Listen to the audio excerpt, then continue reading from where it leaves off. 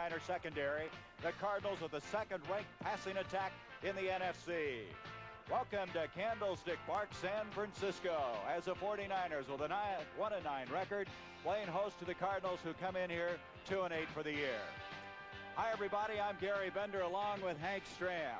And there's turmoil in San Francisco. 2 weeks ago, they changed coaches, and today, Hank, they're changing quarterbacks. Yeah, it's just always a bad sign, especially when you go into a season with the anticipation of having a good football team. You trade your #1 quarterback, Plunkett. You make a declaration that Steve DeBerg is going to be your quarterback of the future, and then after 10 games, you decide that really he isn't the quarterback of the future. And now they're going to start Scott Bull. So it's very obvious that they are in a state of turmoil, and it's going to be interesting to see how they play. You know, the Cardinals lost their first 8 games, but they didn't play like a team looking for the first win. They've won 2 in a row, and they think they can salvage the second half of the year. And I really think they can, too, Gary. They played very well in the early stages of the season, even though they lost 8 consecutive games. But I think they're on the upswing. And I think in this game today, it's very obvious that they have an opportunity to win because of Jim Hart. All right, we're ready to go. The 49ers, you can see, won the toss. They have elected to receive. And the man who's going to replace O.J. Simpson, who's out of the game because of a shoulder separation, Paul Hofer, number 36, brings it out. And the 49ers have the football at the 29-yard line. San Francisco last met the Cardinals in 1976 in Busch Stadium. And in that game, the Cardinals won it in overtime, 23-20 on a Jim Bakken field goal. You know, Gary, it's going to be interesting to see whether or not they run any option plays with Scott Bull at the quarterback position. Here is Scott Bull. He's a third-year man from Arkansas. He's 6'5". He gives off to Bobby Farrell, and Farrell may have gotten a yard, and that's all, to the 30-yard line. And let's look now at that offensive forward wall. The best lineman they have is Keith Bonhorst, the right offensive tackle. They have 3 rookies, Hughes, Quillen, and Downing, starting in that forward wall. They've had a tough time providing some running room. Harrison, Solomon, and the #1 draft pick, McAfee, are the receivers. And, of course, we have Scott Bull along with Hofer and Bobby Farrell in the backfield. Bobby Pollard made that tackle along with Steve Neal's number 53 and Bobby Pollard, number 82. They're sending in plays, which is something they didn't do with their other coaching staff. Fred O'Connor, the new coach, taking over for Pete McCulley. And on a 2nd and 9, straight ahead. Power play by Greg Boykin. He's hit by Eric Williams. And the ball will be marked out across the 32 to the 33-yard line. We'll bring up 3rd down, and still a long 5 to go. There's Pollard, the leading tackler.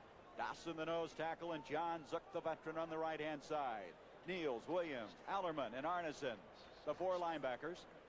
As Gene Barth now indicating a penalty. Number 82, defense, offside, 2nd down. That's Bob Pollard that was offside, so it'll move the ball out to the 35-yard line and bring up a 2nd down now, and 4 yards to go. There's the secondary: Worley, Green, Stone, and Allen. We expect to see through the course of this game the 49ers running some option plays. They feel Scott Bull is an excellent running quarterback. Boykin and Hope for the running backs. Here's Bull on the 2nd down. And he's out to the 38-yard line. He's about a yard short, it appears, of the 1st down. It'll bring up a 3rd down. Ken Green, the strong safety, over to make the stop for St. Louis. They tried to run a play-action pass that time with the express purpose of hitting Kenny Harrison, 83, downfield, but Roger Worley, number 22, did a great job of covering him, and as a result, he had to run the ball instead of throw it, and now they come up with about a 3rd and 1. It is very cold here for San Francisco this time of year. Temperature kickoff 50 degrees. It's been raining lightly. It's 3rd down, a yard to go. Freddie Solomon to the top of the screen, flanked out. Scott Bull, he gives off, and Hofer very close. He's got the 1st down. Paul Hofer, coming in here, had only 82 yards rushing, but he's pressed into service due to the injury to O.J. And it's very obvious that their game plan is going to be to run to the right, not so much because of the weakness of the left side of Bob Pollard, but because I think they feel very strongly about the blocking ability of Keith Farnworth, their right tackle, number 71, and their best offensive lineman. So it's a 1st down. The ball at the 42-yard line for the 49ers. Scott Bull, he's going to bootleg it. 45, and Bull is close to the midfield stripe. He's going to be a couple of yards short of the 1st down. Mark Arneson making the stop, and Hank, we expect to see a lot of running by Scott Bull. I'm going to tell you something, Gary. Ken Harrison, number 83, really threw a beautiful block on Eric Williams, the inside linebacker, and that's why the play was successful. A beautiful block by Kenny Harrison, number 83. Second down 2 now for the 49ers. Farrell is checked back in with ball. Hofer's the running backs. The 49ers this year offensively are 13th overall, 10th in rushing, 12th passing. Here comes Hofer again, and Hofer's got a first down. He's to the Cardinal 45-yard line. Even though the 49ers have won only one game, there's been 3 others they should have won, losing them in the late stages of the contest. Mark Arneson made the stop again for the Cardinals, and a first down at the St. Louis 45-yard line. You know, neither team are a really great running team. St. Louis, for example, in the statistical area is 11 rushing, and San Francisco is 10 in total rushing, so there's not much to be decided there between the two teams from a rushing standpoint. 39-year-old Fred O'Connor, who 2 years previous to this was the offensive coordinator for the Chicago Bears. On a first down, a give to Hofer. And Hofer's going nowhere because Ken Green came up, and boy, he just took the interference with him. Yes, he did a great job, and that's the way you like to see people force on the run. If you're going to try to run outside, the guy that has to stop the outside run is the outside linebacker, of course, and the cornerback or the safety. That time he did a great job. Denver defeating Cleveland, so Denver now 7-4 for the year. This telecast is presented by authority of the National Football League and is intended for the private use of our audience. Any rebroadcast or the use of this telecast without the express written consent of the San Francisco 49ers and the National Football League is prohibited. Second down, 11. Hofer to the 40. And Hofer is going to be 5 yards short of the first down as we go to a third down. Ken Green, Steve Niels combining on the stop for the Cardinals. And Hofer, who's a slashing type runner, has 3 touchdowns, but just hasn't been used much this year. But he's going to be used an awful lot from here on in. He's a very outstanding looking back, has good quickness and power.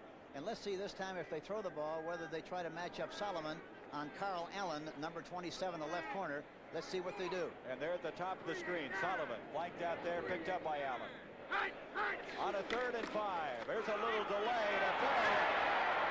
And Farrell has the first down. Bobby Farrell, that's kind of a misdirection type play. Yes, it was a rollout action, and they ran a draw play, hoping that the defense would pursue. Watch it, he rolls out to his right, and Farrell goes to his right and then comes back against the grain. He does a great job of running here. He runs right into people. Watch this. And finally gets through there.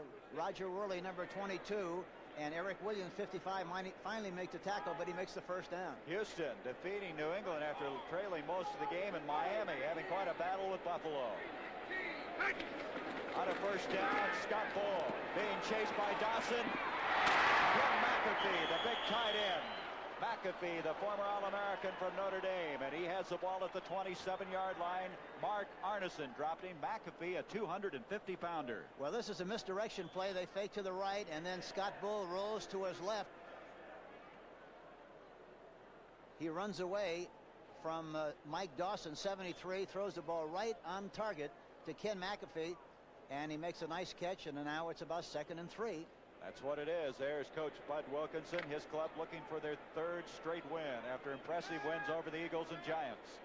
Kenny Harrison comes flanked out. Freddie Solomon to the top of the screen on the 2nd and 3. Scott Bull gives up, and Hofer has a first down. And San Francisco is eating up time with 8:25 and yardage at the same time as Kurt Allerman makes the tackle. And that was nothing more than a straight-ahead shot with the left tackle, Ayers, 68, and the left guard, Ernie Hughes, doing a good job of blocking at the point of attack. You can see right now that San Francisco's determined they're going to run the ball right at the Cardinals. Yes, they must feel very strongly about that because they're already blowing them off the line of scrimmage, and that's what you have to do to move the ball as efficiently as they're doing it right now. On a first down handoff up the middle, Steve Niels reacting to the play and making the stop. As again, they're just coming right at him. Paul Hofer carrying the football. And so now inside the 20 to the 18-yard line to bring up 2nd down, and still long 7 to go. The thing that's happening right now is that the offensive line of the San Francisco 49ers are really controlling that line of scrimmage and knocking them off the line off the ball, and this is why they're doing a good job of moving the ball on St. Louis in this early stage of the game. from the 18-yard line. Scott Bull, little mix-up on that one. He's got a man open, touchdown. That's Kenny Harrison. Harrison wide open. I thought that's who they'd pick on. They picked on Carl Allen, and that time Harrison ran into the post, got him turned, went back out to the flag. There's a flag on the play, however. We'll see what happens. A Bull had Harrison wide open. The penalties against San Francisco, and it'll bring it back. But he really ran a beautiful pattern, got Carl Allen turned in the end zone, and he was wide open on the outside, but it's all nullified, all in vain, because of a penalty on the part of the San Francisco 49ers. All right, let's listen, see what Gene Barth has to say. Personal foul, clipping, number 62. That is Walt Downing, who, by the way, is the most penalized player on this team. He has really had a tough time this year, a lot of jumping off sides, and this time for the clip. And so the touchdown comes back, and the ball now at the 33-yard line. It's going to be second down now, and 22 yards to go. In motion comes Freddie Solomon.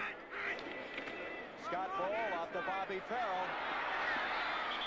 And Farrell knocked out of bounds by Ken Green, and Green establishing himself early in this game. He's made a lot of stops in this first series. Yes, he's a big, strong defensive back, and Hofer that time made a nice block on that run.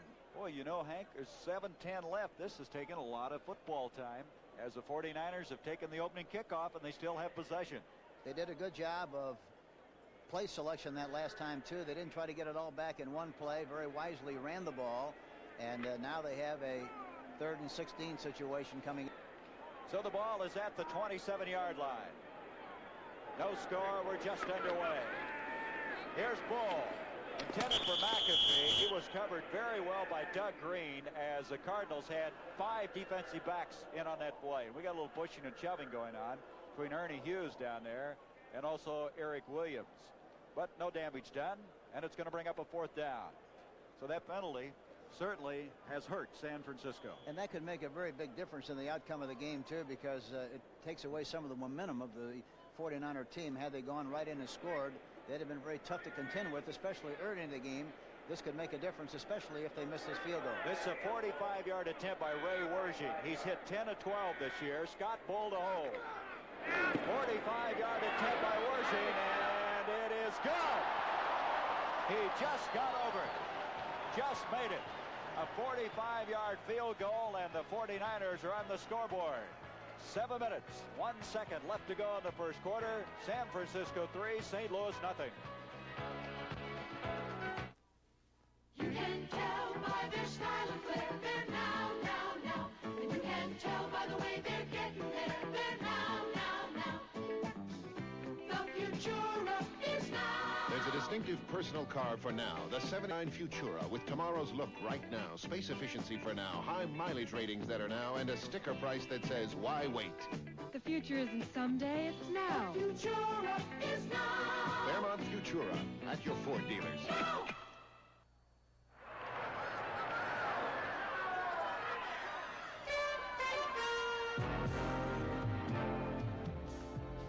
How about a winner for me? New Schlitz Light. There's a new taste in Schlitz Light. The taste of natural ingredients brewed into a Pilsner beer. New Schlitz Light. Still less filling with a taste that's bigger than light. Gentlemen, here's to fast horses. Schlitz Light and those who love them. Schlitz Light. Natural Pilsner beer. So the San Francisco 49ers take a 3-0 lead on a 45-yard field goal by Ray Wershing. That was a drive, 44 yards, 16 plays. They used 7 minutes and 59 seconds of that clock. Gordon Bell and Will Harrell go back now as the twin safeties. That was a long drive, and I'm sure it gave Scott Bull some confidence in his first start. And I like the way they operated in that first drive. They moved the pocket, they ran the ball well, and moved the pocket well, and that's the kind of pressure that puts a lot of burden on a defense. And so a short kick, and Curtis Townsend, a second-year man from Arkansas, former San Diego Charger, runs it out. So they didn't want to evidently risk the return, but the Cardinals come away with excellent field position. Mike Baldassen up there making the stop for the 49ers. And from the 37-yard line, the Cardinals have the football for the first time. Be interesting to see now the 49ers making some changes in that secondary if they go at that left cornerback spot. Vern Robertson is starting there in place of Anthony Leonard. Well, I'm sure they're going to throw a lot today. They feel they can throw. I think the San Francisco is 12 on or 14 against the pass in total statistics, so I'm sure they're going to give them a little business and try, especially the left corner, Vern Robertson, who is starting at that position. Jim Otis, the all-time leading rusher for the Cardinals, got the ball out to the 40-yard line. We're to bring up second down 7. Archie Reese and Ed Bradley combine on the stop. This 49er forward wall with number 78 has a new look.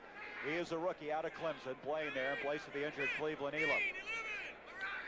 Eason Ranson starting to tight end. He's been slowed by a hamstring. Here comes Jim Otis again, and Otis out to the 47-yard line.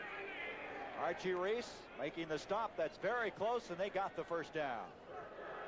Bob Young threw a big block up front. Jim Otis does that extremely well. It was a play right up the middle, and he reads the block of the guard in the center, and the middle linebacker makes any kind of a overcommitment to one side or the other. Jim runs so well with his eyes that he saw that opening and made the necessary yardage for the first down. Excellent run by Jim Otis. So from the 47, a first down. 15. Hart, his first pass to Mel Gray. And Gray lost his footing, but he picked up some yardage to the 45. That was Robertson, the guy we mentioned earlier, the second-year man who they picked up from the Miami Dolphins in that Delvin Williams trade. Vern Robertson is playing very deep. He's almost as deep as the tunnel. And so you can expect them to throw an awful lot in front of him until they get him up where they want him, and then he'll go up on top. But they're going to throw a lot in front of this guy. I'm sure of that as the game progresses. So it's second down, 2 yards to go.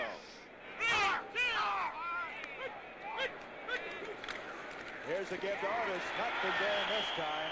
Excellent reaction by Joe Harris. We might indicate that that catch by Gray has now extended his consecutive streak of catching at least one pass a game to 70. Well, that's quite a feat for the outside wide receiver for the Cardinals. Well, he's a remarkable receiver, and he's got everything that you look for in a receiver, and has really done a remarkable job for the St. Louis Cardinals. Loss on that play. There's Mel Gray. And it's going to bring up third down now. Still 4 yards to go. That's Ransom, number 80, jumping into the tight end spot. Hart on the third down. Got protection. There he Mel goes. Gray wide open. And Gray tried to make a move, but he ran out of playing field, and he has a first down to the 24. You know, I'm surprised they didn't try to help Robertson that time with double coverage, but they made him cover single, and Mel Gray turned him around completely, ran an outside move, and Jim Hart put the ball right on the money. But you can see from your replay, the film, that Robertson was way inside and got turned and was in real trouble on that outside pattern. Mel Gray now with 36 catches for the year. And from the 24-yard line, a first down. Pat Tilley to the bottom of the screen. Gray to the top. Starting to rain out here too, Gary. It sure is. Here is Tilley, the intended receiver. Defending on the play is Robertson, so they're just coming right at him in this first series. I don't think that Robertson has as much respect for 83, Pat Tilley, as he does for Mel Gray, and justifiably so, because Mel Gray has such great speed, and so they worry about that and give him a lot more room. As a result, I think they can throw in front. Here's a New Orleans Saints 17-3 against Atlanta, second quarter. That's a lot of points against that Falcon defense. Well, the way they blitz, why, you're going to get a lot of points if you guess right. Second down and 10. The rain falling here at Candlestick Park. A gloomy, cloudy day. Boy, Blaine Morris goes nowhere. Nobody fooled on that play, in particular Cedric Hardman, who's having quite a year. You don't hear a lot about Hardman because the 49ers haven't been winning. But he has 8.5 sacks, and he's having quite a season. He's a great player, and one thing that you have to worry about him, you just can't ignore him and run away from him. You got to run at him some just to keep him on the line of scrimmage. He loves to rush the passer, and if you're permitted to do that, he is really murdered. Third down, 12 yards, make it 14 yards to go. Gray, Tilley, the wide receivers. Oh, the rain coming down pretty heavy now. Jim Hart got the protection he needs. Mel Gray Defending on the play was Bob Jerry. It looked like Gray stopped on that pattern, and they had a little mix-up on it. Well, they had double coverage on him that time. They were hoping for single coverage, but on the snap of the ball, they double covered, which meant they had two defensive backs on Mel Gray, and as a result, he wisely threw the ball over the top, fell incomplete, and now it's 4th down, and I'm sure they're going to try a field goal. All right, Jim Bakken will come in. He's 7 of 16. Bakken will be attempting a 45-yard field goal, the same distance that Ray Wershing converted successfully moments ago. Bakken's kick is on the way, and he got it. And that's almost the same type result that Ray Wershing had. Both of them just getting over. Both of them almost crawl over the goalpost, and it doesn't make any difference as long as it goes over there. Score now 3-3. So Jim Bakken hits a 45-yard field goal, and with 3 minutes and 29 seconds left in this first quarter of play, we're all tied up 3-3. The wind starting to pick up here, the rain starting to come down, and the playing conditions may deteriorate rapidly. It could wind up being a very nasty afternoon out here at Candlestick, and with a combination of the wetness and the combination of the winds, why, it could create a lot of problems, especially for the passing game. So we're all even. First quarter moving very quickly. First, a drive of 7 minutes and 59 seconds.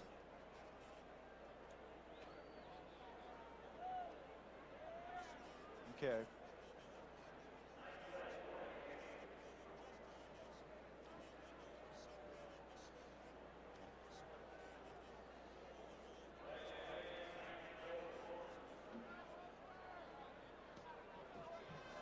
Okay. This is Dave Williams.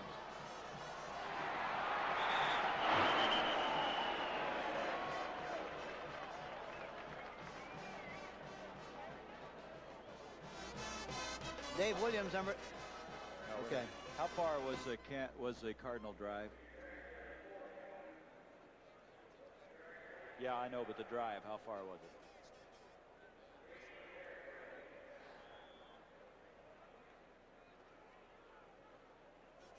Welcome to Candlestick Park in San Francisco. We're all tied up here, 3-3, with 3 minutes and 19 seconds to go in this first quarter of play.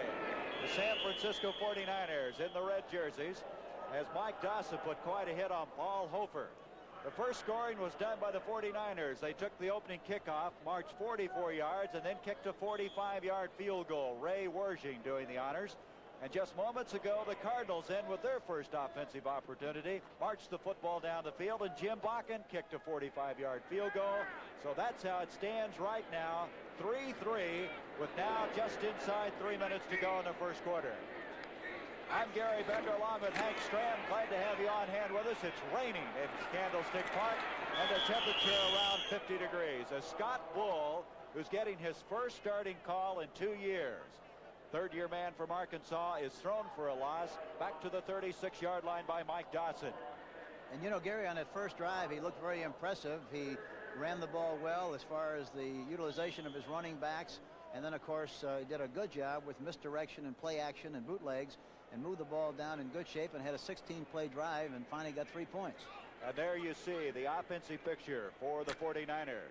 Hofer replacing O.J. Simpson, who's out with a shoulder separation. And this is Scott Bull.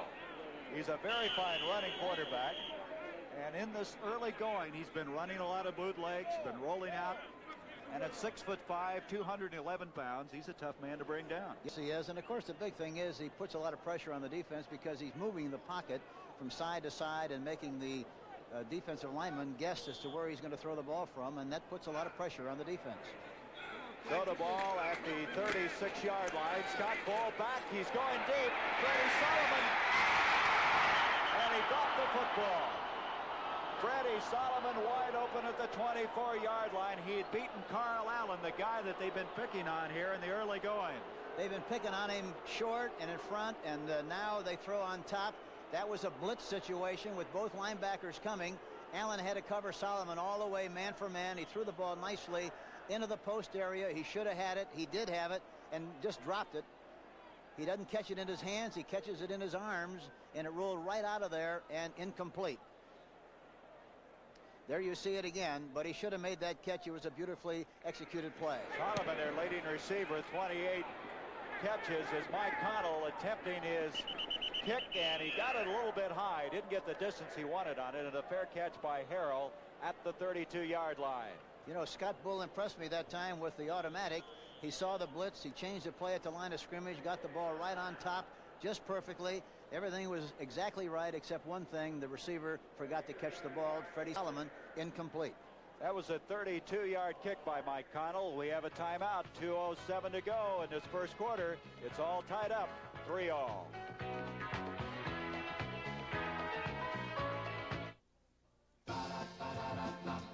When you say Budweiser,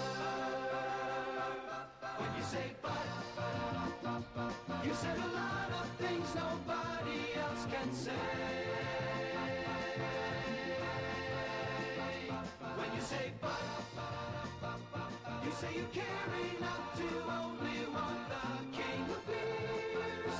When you say Budweiser, you've said it all. Introducing Hertz takeoff rates. Save up to 35% on the average weekday rental when you take off Thursday through Sunday for a minimum of 2 to 3 days. Take off in a subcompact for only $13.95 a day.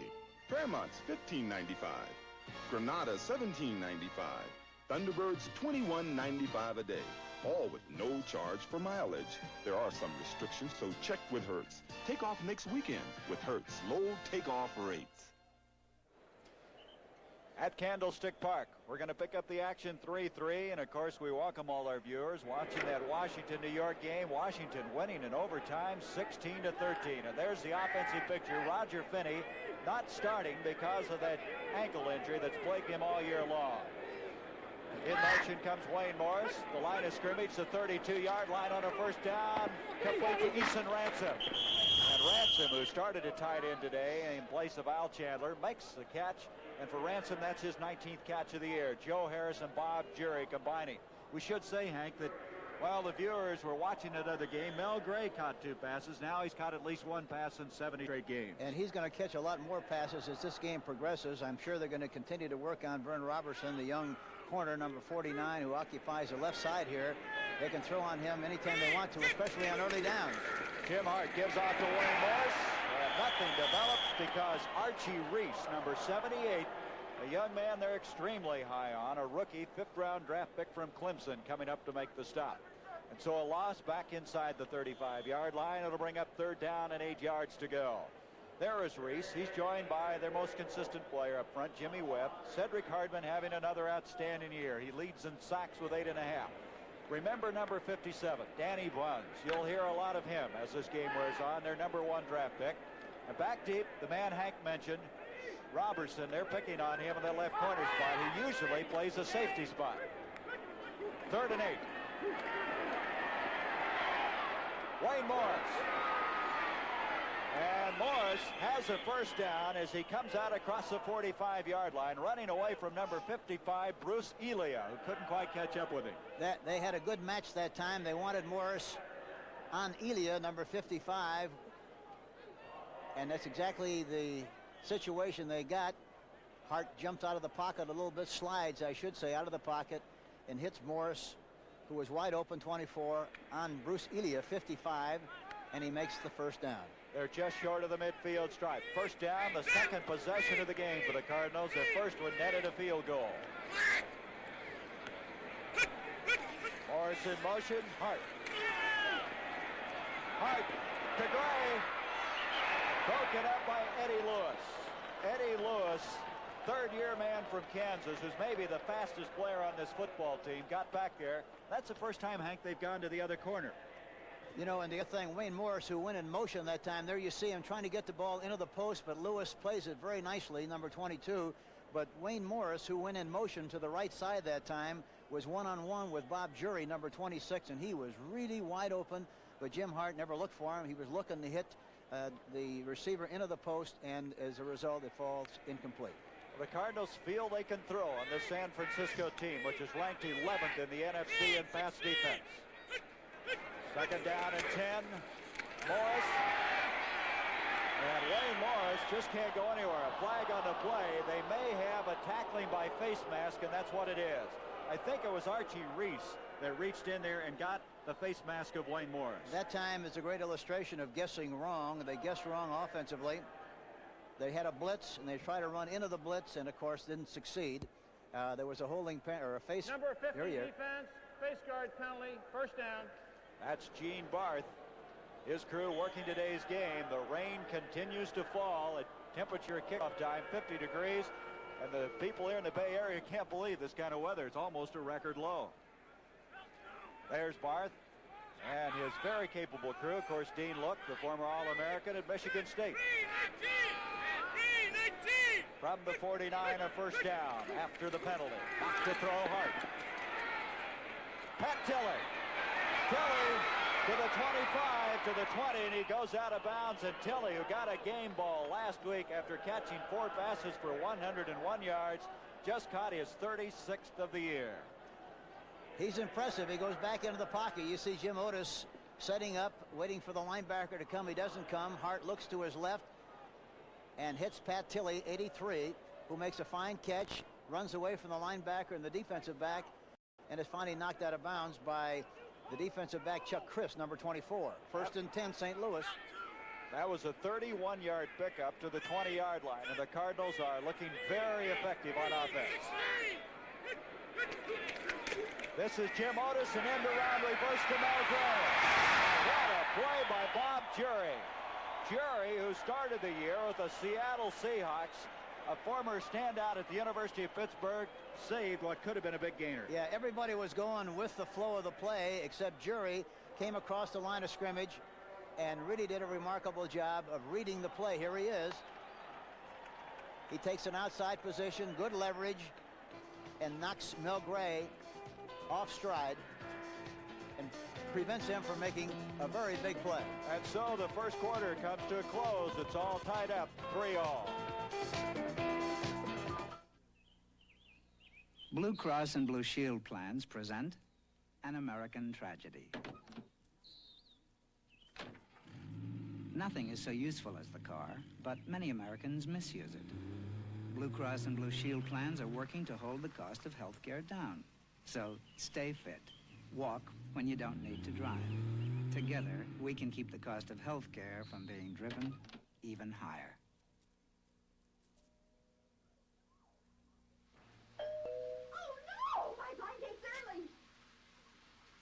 Whew.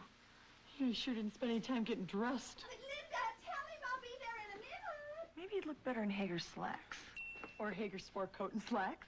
He could even afford a Hager vested suit. And that's a look I can't afford to pass up. Oh, Hi. Susan? Close enough. For me? Hager, because looking good makes you feel good.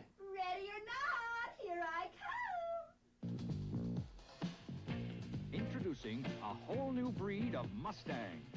The all-new 79 Mustang from Ford. With a new aerodynamic design, precise handling, and Mustang performance from options of V6, V8, even a turbocharged engine. Mustang for 79, the new breed in 2-door and 3-door models. Capture one at your Ford dealer now. With Hank Stram, I'm Gary Bender. We start the second quarter, and the Cardinals have a 2nd and 24 after that end-around reverse backfired. Bob Jury making a fine defensive play for the 49ers. Jim Hart thus far throwing the ball very effectively. He said he would come out throwing, and there's the stats. 5 of 8, 81 yards. His longest, 31 yards to Pat Tilley. 2 of those catches made by Mel Gray. On a 2nd and 24. Easton Ransom. Picked off by Chuck Christ. And Christ is out to the 32. He fumbles it. It's picked up by Eddie Lewis. And Lewis is breaking it out to the 40-yard line. There's a flag down on the play, however. I don't know what it is, but it's on the far side of the field, Gary. We'll see what happens. They had 5 defensive backs. It looked like Hart slipped, Hank, as he threw the football. His foot went out from under him a little bit. Ransom, the intended receiver. And then you saw what happened after that. Chuck Christ, we had at New Orleans with us, is a very alert. See what happens. Got a personal foul coming up against St. Louis. But Chuck Christ is a very alert, intelligent football player. Reads the quarterback very well. That time Hart looked at the tight end right from the very beginning. He was open for a while, but by the time the ball was thrown, here's a personal foul, unnecessary roughness, 35, first down. But by the time he got the ball there, Chuck Christ was there in time to make the interception. 1st and 10, San Francisco. Bob Young forced that fumble, and then Jim Otis is called for the personal foul, and the ball's at the 25-yard line. That was the 3rd interception of the year for Chuck Christ. Here's Scott Bull on a bootleg, and he's hit by Steve Niels. Let's go back to that wild and woolly interception just a moment ago. Hart's back in the pocket, and watch him. He's looking at the tight end right down the field. Chuck Christ is also watching Hart. Eason is open, but by the time the ball was thrown, Chuck Christ makes the interception, number 24, runs up the field. Watch it. He fumbles the ball as he's hit. Eddie Lewis picks it up, number 22, and almost went all the way. Had he been able to maintain his balance, he would have gone all the way. 2nd down and 8. Bull back to throws. Freddie Sullivan. I don't know what happened on that play. It looked like Allen had a shot at it. Then it looked like Solomon should have had it. Well, the fact that the hands went up, I think, made Solomon lose his concentration. It was another rollout, play action pass, and he throws the ball right on the money. He's dropped 2 of them today. But Allen had a chance to make the interception, and I think Solomon was surprised by the fact that he didn't. And didn't concentrate on watching the ball into his hands, and as a result dropped it. So Solomon now dropped one earlier in this game, wide open, and eventually they settled for the field goal, and now drops one in the end zone. 3rd down and 7. Here's a blitz. And you can see the rain that's been falling since we started this game is starting to affect the play as Bull loses yardage way outside the 30-yard line. Eric Williams came storming from that middle linebacking spot to force the play, and at the 33 now, it brings up a 4th down. They had a double blitz coming, and they had the right play call. They were trying to get one-on-one, which they had. However, he slipped in the process of going back into the pocket, and of course lost yardage on the play. So Ray Wershing, who earlier kicked a 45-yard field goal, is going to attempt a 51-yarder. We can watch for something with Scott Bull holding the ball here. He might try to a fake field goal here. Let's see. He's kicking with the wind to his back. Wershing's kick is going to be short. So Wershing attempting a 51-yarder, does not get it, and it's still a 3-3 football game. He had to dip his foot in some Gatorade before that kick. He never would have made it from that distance. 3-3. We'll be back in a moment. I may have a bar in my office, but Lawson has a Sony. Darn. I thought they were going to give me a Sony. Most people feel very special about Sony Trinitron Color TVs. Probably because Sony Trinitron Color TVs are very special. You see, it's not just a TV, it's a Sony. Dad, I have a date coming over tonight. Can I borrow the Sony?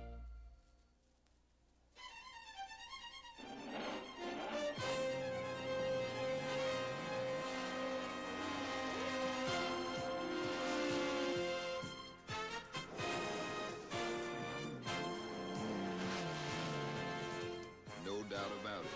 When you say Budweiser, you've said it all.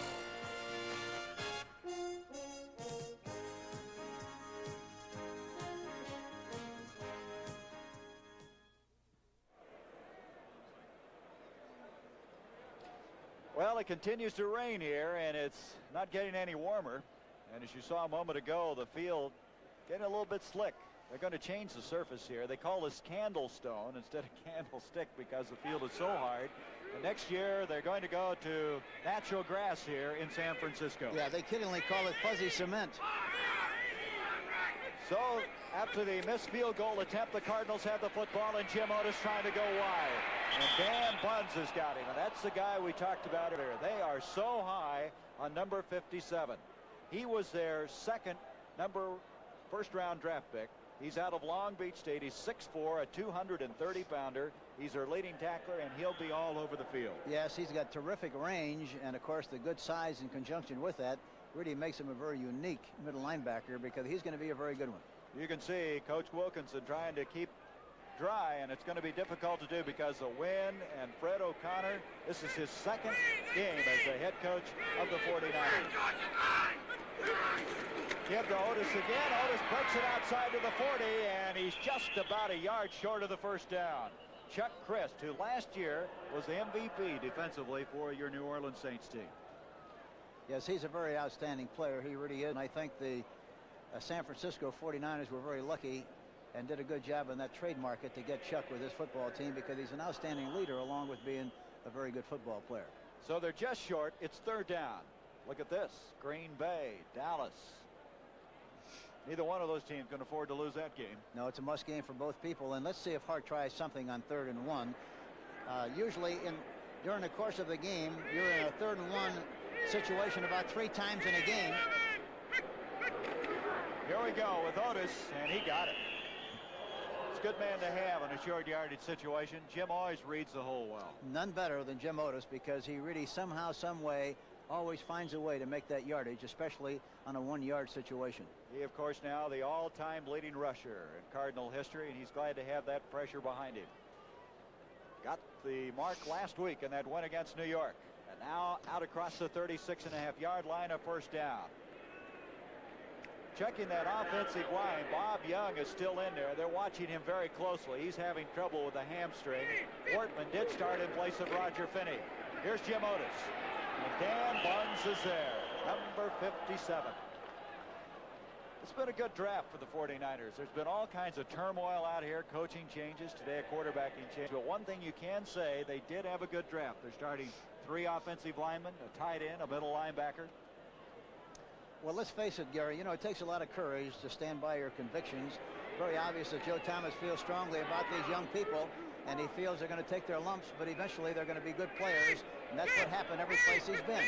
Second down and 10 yards to go. Hart. Mel Gray Christ again. Christ, his second interception of the day. Chuck Christ now with 4 interceptions for the year, as the 49ers have it with good field position at their own 48-yard line. That time they were again trying to lift the left corner. Chuck Christ watched him all the way, watched his eyes, and you see what happens. He intercepts this pass again. Big play, Chuck Christ. Spot, can't you act like a dog? There's so much clear information in the yellow pages, you'll never be confused. Canine care. You'll even find specialists who make house calls for almost any situation. You're not a kitty, you're a dog. Say, When you need to know who, what, where, when, and why, let your fingers do the walking through the Bell System yellow pages. Americans have always had a love affair with the automobile, and of the more than 2,500 different cars introduced, one was the best-selling ever. This one, Ford Fairmont. Presenting Fairmont 79, designed for a changing world, with lots of room for the money. A great EPA mileage estimate for today's driving, and a range of sticker prices that are surprisingly low. America has made Fairmont the best-selling new car ever introduced. Sedans, wagons, and the exciting Futura at your local Ford dealer. Next Saturday at 3 p.m. Eastern, CBS Sports presents the Series Championship of Women's Tennis. You'll say, you saw it on CBS Sports. Well, Chuck Christ is really causing some problems for the Cardinals. He's picked off 2 passes, and the latest one sets the ball up at the 48-yard line. San Francisco 3, St. Louis 3. Kenny Harrison and Freddie Solomon, the wide receivers.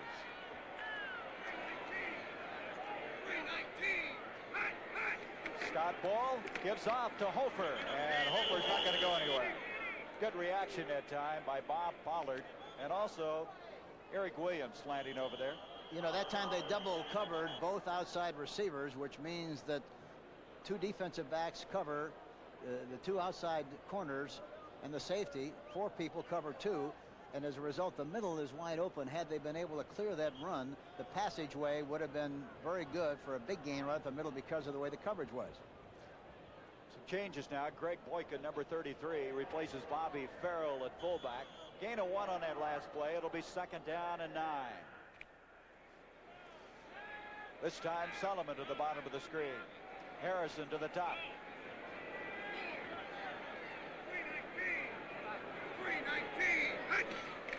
Scott Bull gives off to Hofer. And Hofer, playing in the place of the injured O.J. Simpson, is into the Cardinal end of the field, and his progress just inside the 47-yard line, where it's third down and still 4 yards to go. Tim Carney made the tackle on that play. And there was a blitz on the play that time, and they ran inside of the blitz and were very fortunate to get as much yardage on the play as they did. They're very obvious, too, that St. Louis is concerned about protecting Carl Allen. They're using more double coverage on his side to keep him from covering 1-for-1. The Colts leading the Seahawks, as you see it, 10-7. We'll keep you posted on all the action and what's happened back east in the National Football League. Here's Bull back to throw. Solomon, and he is hit by Carl Allen. That time they didn't double cover. He had one-on-one, and as a result, he was wide open in front of Carl Allen. The crowd is cheering here because Solomon has dropped a couple of passes previous to this reception. But he's wide open. Carl Allen is very concerned about the deep coverage and permits Solomon to get in front and pick up the necessary yardage for the first down. There's the hit. Carl Allen on Freddie Solomon, number 88, Carl Allen, 27. First down at the 39 of St. Louis. Bobby fell, and fell inside the 35. Now, for the viewers who weren't with us early part of this game, this is exactly what San Francisco did on the first series. They ran right at St. Louis and held the football for almost 8 minutes. Yes, and they threw some very outstanding possession-style passes with play action and misdirection, and had a beautiful 16-play drive. Here's Minnesota, 17-14, Chicago Bears. That's 8 in a row for Chicago. Minnesota staying on the heels of the Packers in that NFC Central Division. Second down 5, and I believe they got to get another ball in. That one's too wet. Continuing to rain. And it is cold. You wouldn't expect this kind of weather this time of year out in the Bay Area, but here it is. So Scott Bull will have a second down 5.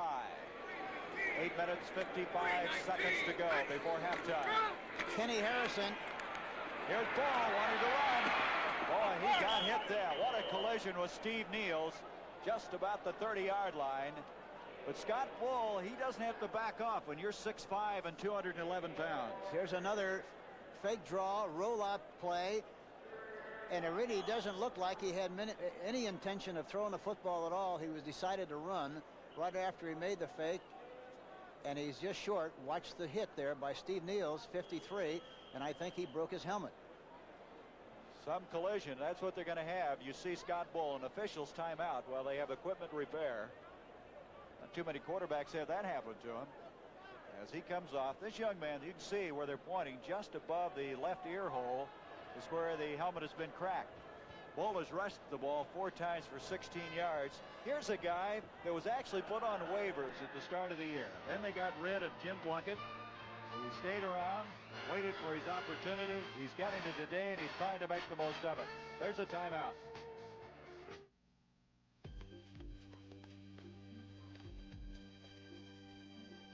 It was a long, hard run, but I finally won. Now it's all behind. Got blue ribbon on my mind. I've got Pabst Blue Ribbon on my mind. More and more lately I find The premium taste of Pabst. It's a lot to look forward to.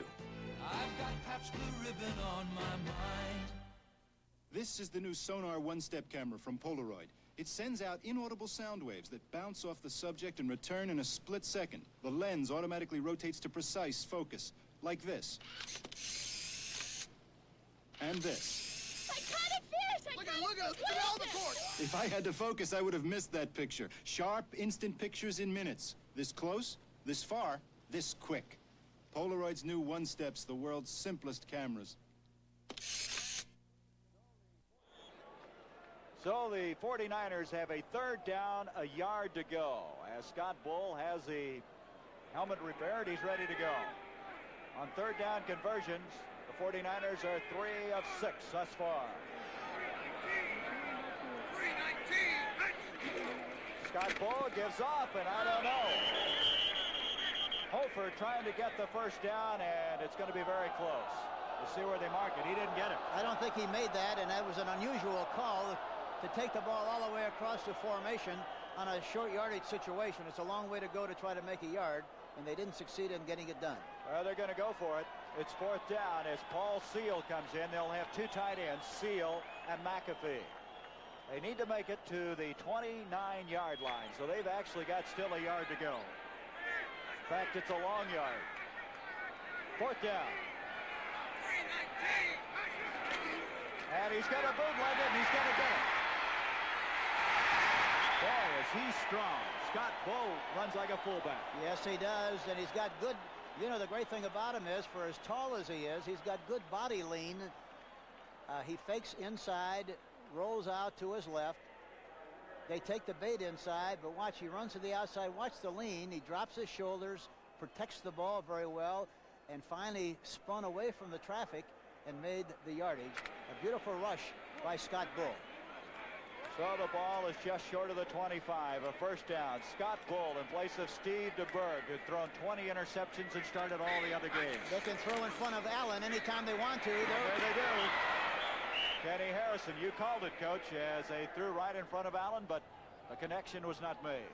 That time, that kind of a pass, anytime that you throw the ball inside, it's really important that you throw the ball right at the numbers, because if it is deflected, there's no chance to get it intercepted if you hit the numbers. If you hit it high like he did that time, it slid right on through, and there's always a chance that the guy behind him could make the interception. And that ball is a little wet now. It causes even more problems.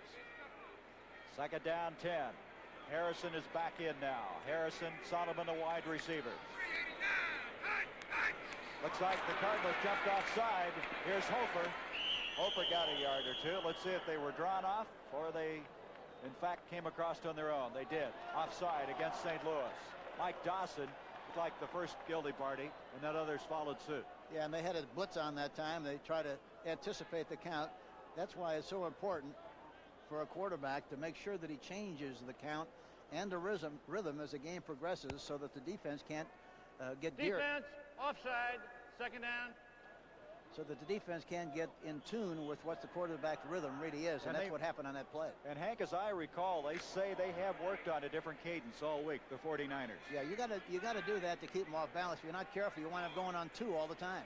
And so Scott Bull, a new quarterback, a new cadence, and some problems.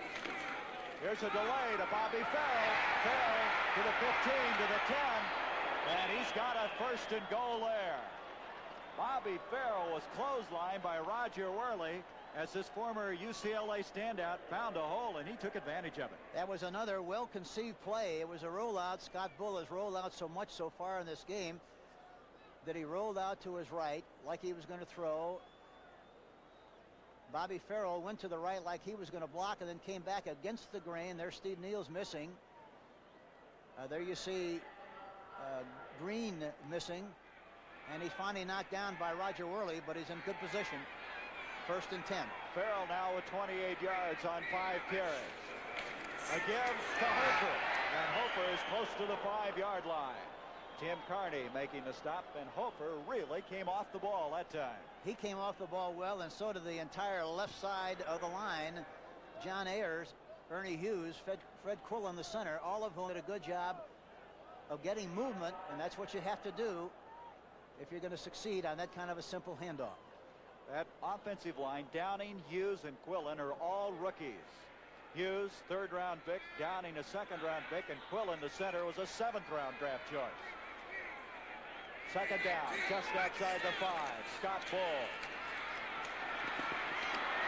Steve Neal's is up there.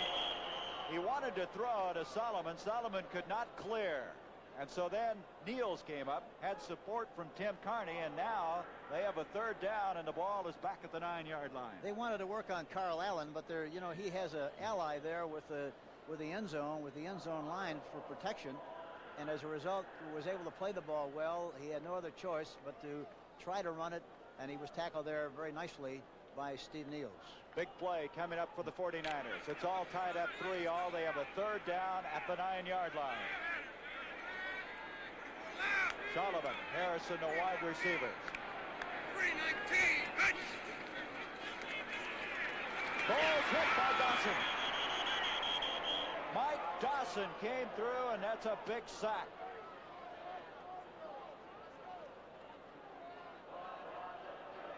Watch Dawson, 73.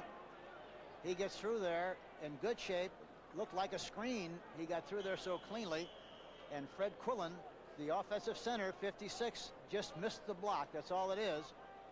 And here again, it's tough when you go back into the pocket and everybody knows you're going to throw the football. I'm surprised he didn't move the pocket that time and avoid that kind of a rush. 39-yard field goal attempt by Ray Wershing. He's 1 of 2 thus far. He's kicked a 45-yarder. He's missed a 51-yarder. Scott Bull to hold. Wershing's kick, and it's wide left. Wershing does not get it. And so Wershing has missed his last 2 opportunities. And with 4:35 to go before half, it's still tied up 3-all.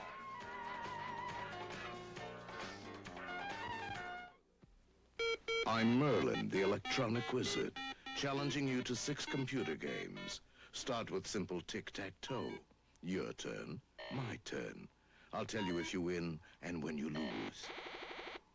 Play all kinds of games. Echo, Blackjack 13, Magic Square, or formidable Mind Bender, or make beautiful music together. Merlin, the electronic wizard from Parker Brothers. Introducing a new American road car.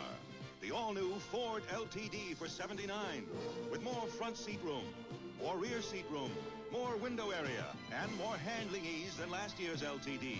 Plus the power of a V8 engine standard. A road car to take you across town or across the country. This land is your land. This land is my land. To test drive the all-new LTD on your own roads, see your Ford dealer today. Next Sunday on CBS Sports, see NFL doubleheader action. Check local listings for the games and times in your area. You'll say, you saw it on CBS Sports. Here at Candlestick Park, as you can see, it is wet, it's cold, the wind blowing and swirling around here. 2 very friendly people. I think they're in love. The 21-yard line now after that missed 39-yard field goal attempt. The Cardinals have it. Wayne Morris in motion. And it's going to be Morris with a pass. The ball thrown a little too tall and too hard to the far side. Well, what happened on the play, Archie Reese, number 78, got penetration, deflected the ball, went right over the top of the outstretched arms of Wayne Morris, number 24, and of course it fell incomplete. That's the guy that they're high on, Archie Reese, as Hank mentioned, reaching across and getting a hand on it. San Diego leading Kansas City 6-3. New Orleans, they were leading earlier in that game. What was it, 17-7? Now it's 17-13. On a 2nd and 10, Wayne Morris got some running room. 30, 35, 40, and Morris all the way out across the 45 to the 48-yard line. A burst of speed, a first down. Chuck Christ eventually ran him out. You know, they've talked a lot about the fact that they haven't been able to really get outside very well, but Morris really does a good job on this play. Obviously, good run blocking at the point of attack. He runs through a tackler there, jumps to the outside. Good blocking there by Mel Gray downfield, number 85, and he finally knocked out of bounds by number 24, Chuck Christ. That was a 27-yard run by Wayne Morris. On first down, Hart to throw. He's got his man, Pat Tilley. And Tilley with his 2nd catch of the day, and that's another first down, and the Cardinals are moving. They have the ball now at the 33-yard line of San Francisco. Ed Gallagher came storming through and really put some pressure on Hart, but he was on the button with the pass. Yes, he was. Gallagher does provide good pressure. You see him coming inside here, but Hart stays right in, keeps his feet in the fire, and gets rid of the ball nicely, right on target to Pat Tilley, 83, and it's a 1st and 10. Hank, that's that quick release that Hart has. Yes. First down from the 33, Jim Otis. And Jim's not going to quite make it to the 30-yard line. Ed Bradley made sure of that, along with Joe Harris, the outside linebackers. And so, a gain of 2. It'll be 2nd down and 8 yards to go at the 31. And Robertson, number 49, continues to play Mel Gray very soft, and it looks like he could play catch over in that outside area the way he's playing at this stage of the game. Dallas, after trailing 7-0, now has taken the lead 14-7. That's in Milwaukee. 2nd and 8. Al Chandler, number 87, now in at tight end.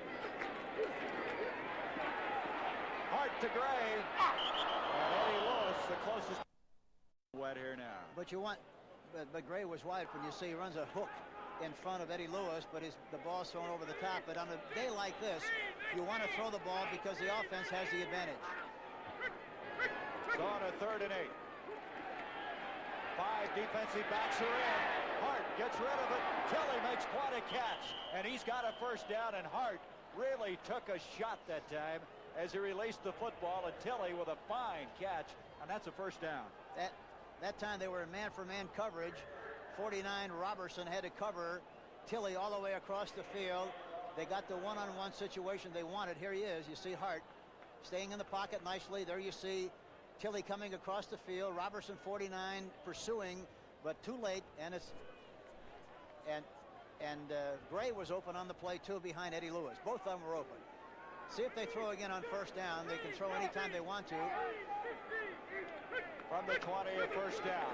Hart to Otis. Otis outside to the 15. A gain of 5. Be 2nd and 5. To go back to that previous play, Pat Tilley catches everything that's thrown in his direction.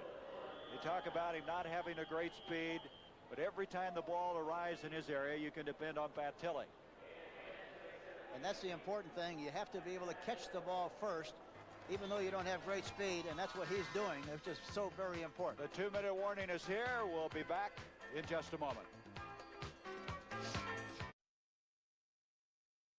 RCA announces a major improvement in video cassette recording. Introducing SelectaVision 400.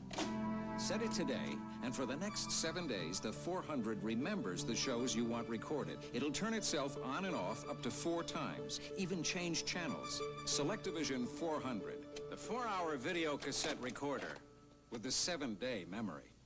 Let RCA turn your television into SelectaVision.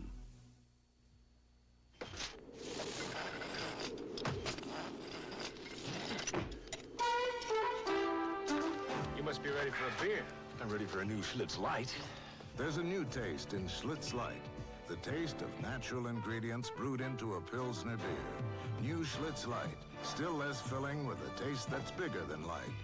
We climbed it because it was there. And we came back down because this was here. Schlitz Light. Natural Pilsner beer. The 2-minute warning has just been executed. The Cardinals have the football. 2nd down, a long 4 to go. Just outside the 15-yard line. And at halftime, we'll join the NFL today as Brent, Jane, and Irv will update us on that overtime game. Washington pulling out a big one against the New York Giants. We'll be checking in on that one. And right now, the Cardinals would like to take a lead into the dressing room. Al Chandler, the tight end, moves into the right side. Mel Gray's got a one-on-one on.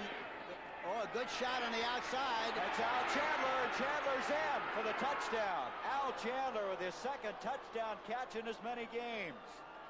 He caught a 5-yarder last week for a touchdown, and he takes this one in, and he just ran over Vern Robertson.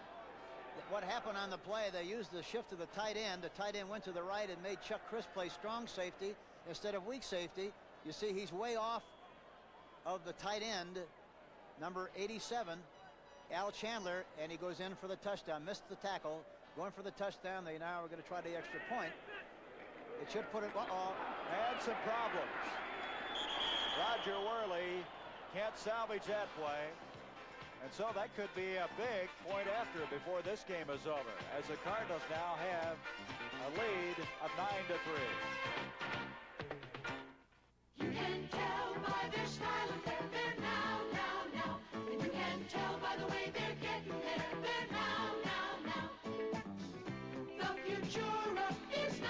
There's a distinctive personal car for now, the 79 Futura, with tomorrow's look right now, space efficiency for now, high mileage ratings that are now, and a sticker price that says, why wait? The future isn't someday, it's now. The Futura is now. Fairmont Futura, at your Ford dealers. Now.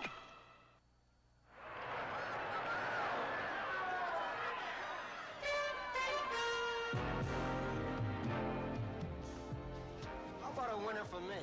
New Schlitz Light. There's a new taste in Schlitz Light. The taste of natural ingredients brewed into a Pilsner beer. New Schlitz Light. Still less filling with a taste that's bigger than light. Gentlemen, here's to fast horses. Schlitz Light and those who love them. Schlitz Light. Natural Pilsner beer. And there's the juice. O.J. Simpson. You can see he has his right shoulder in a sling.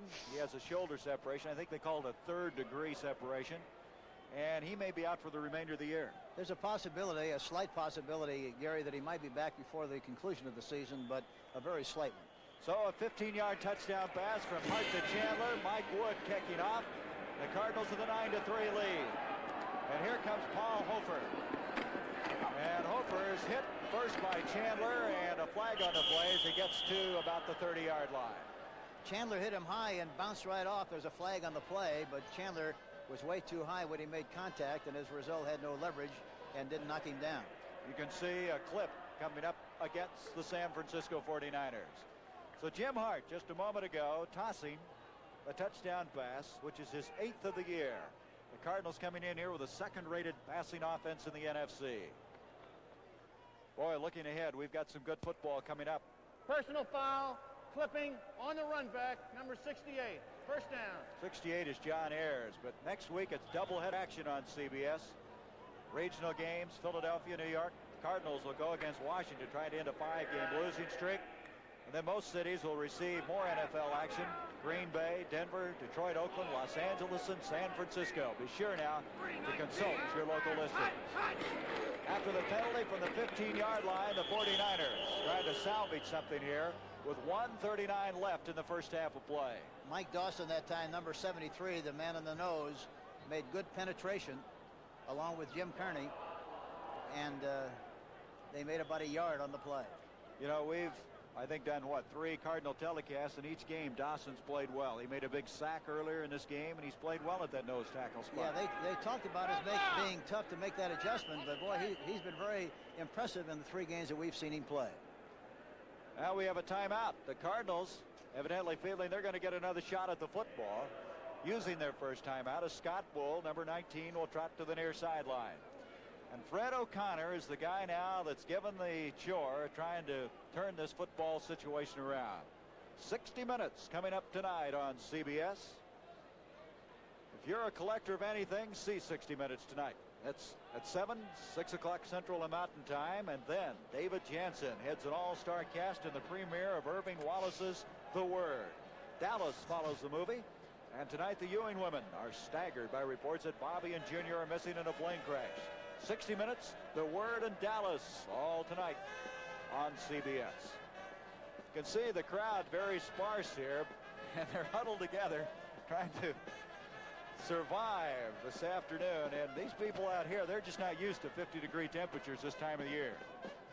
No, it's very obvious that they're concerned about the weather condition, plus the fact that I think any time that your team has lost as many games as the 49ers have lost so far this season, why, there's bound to be a drop-off in attendance, and that's exactly what's happened here today.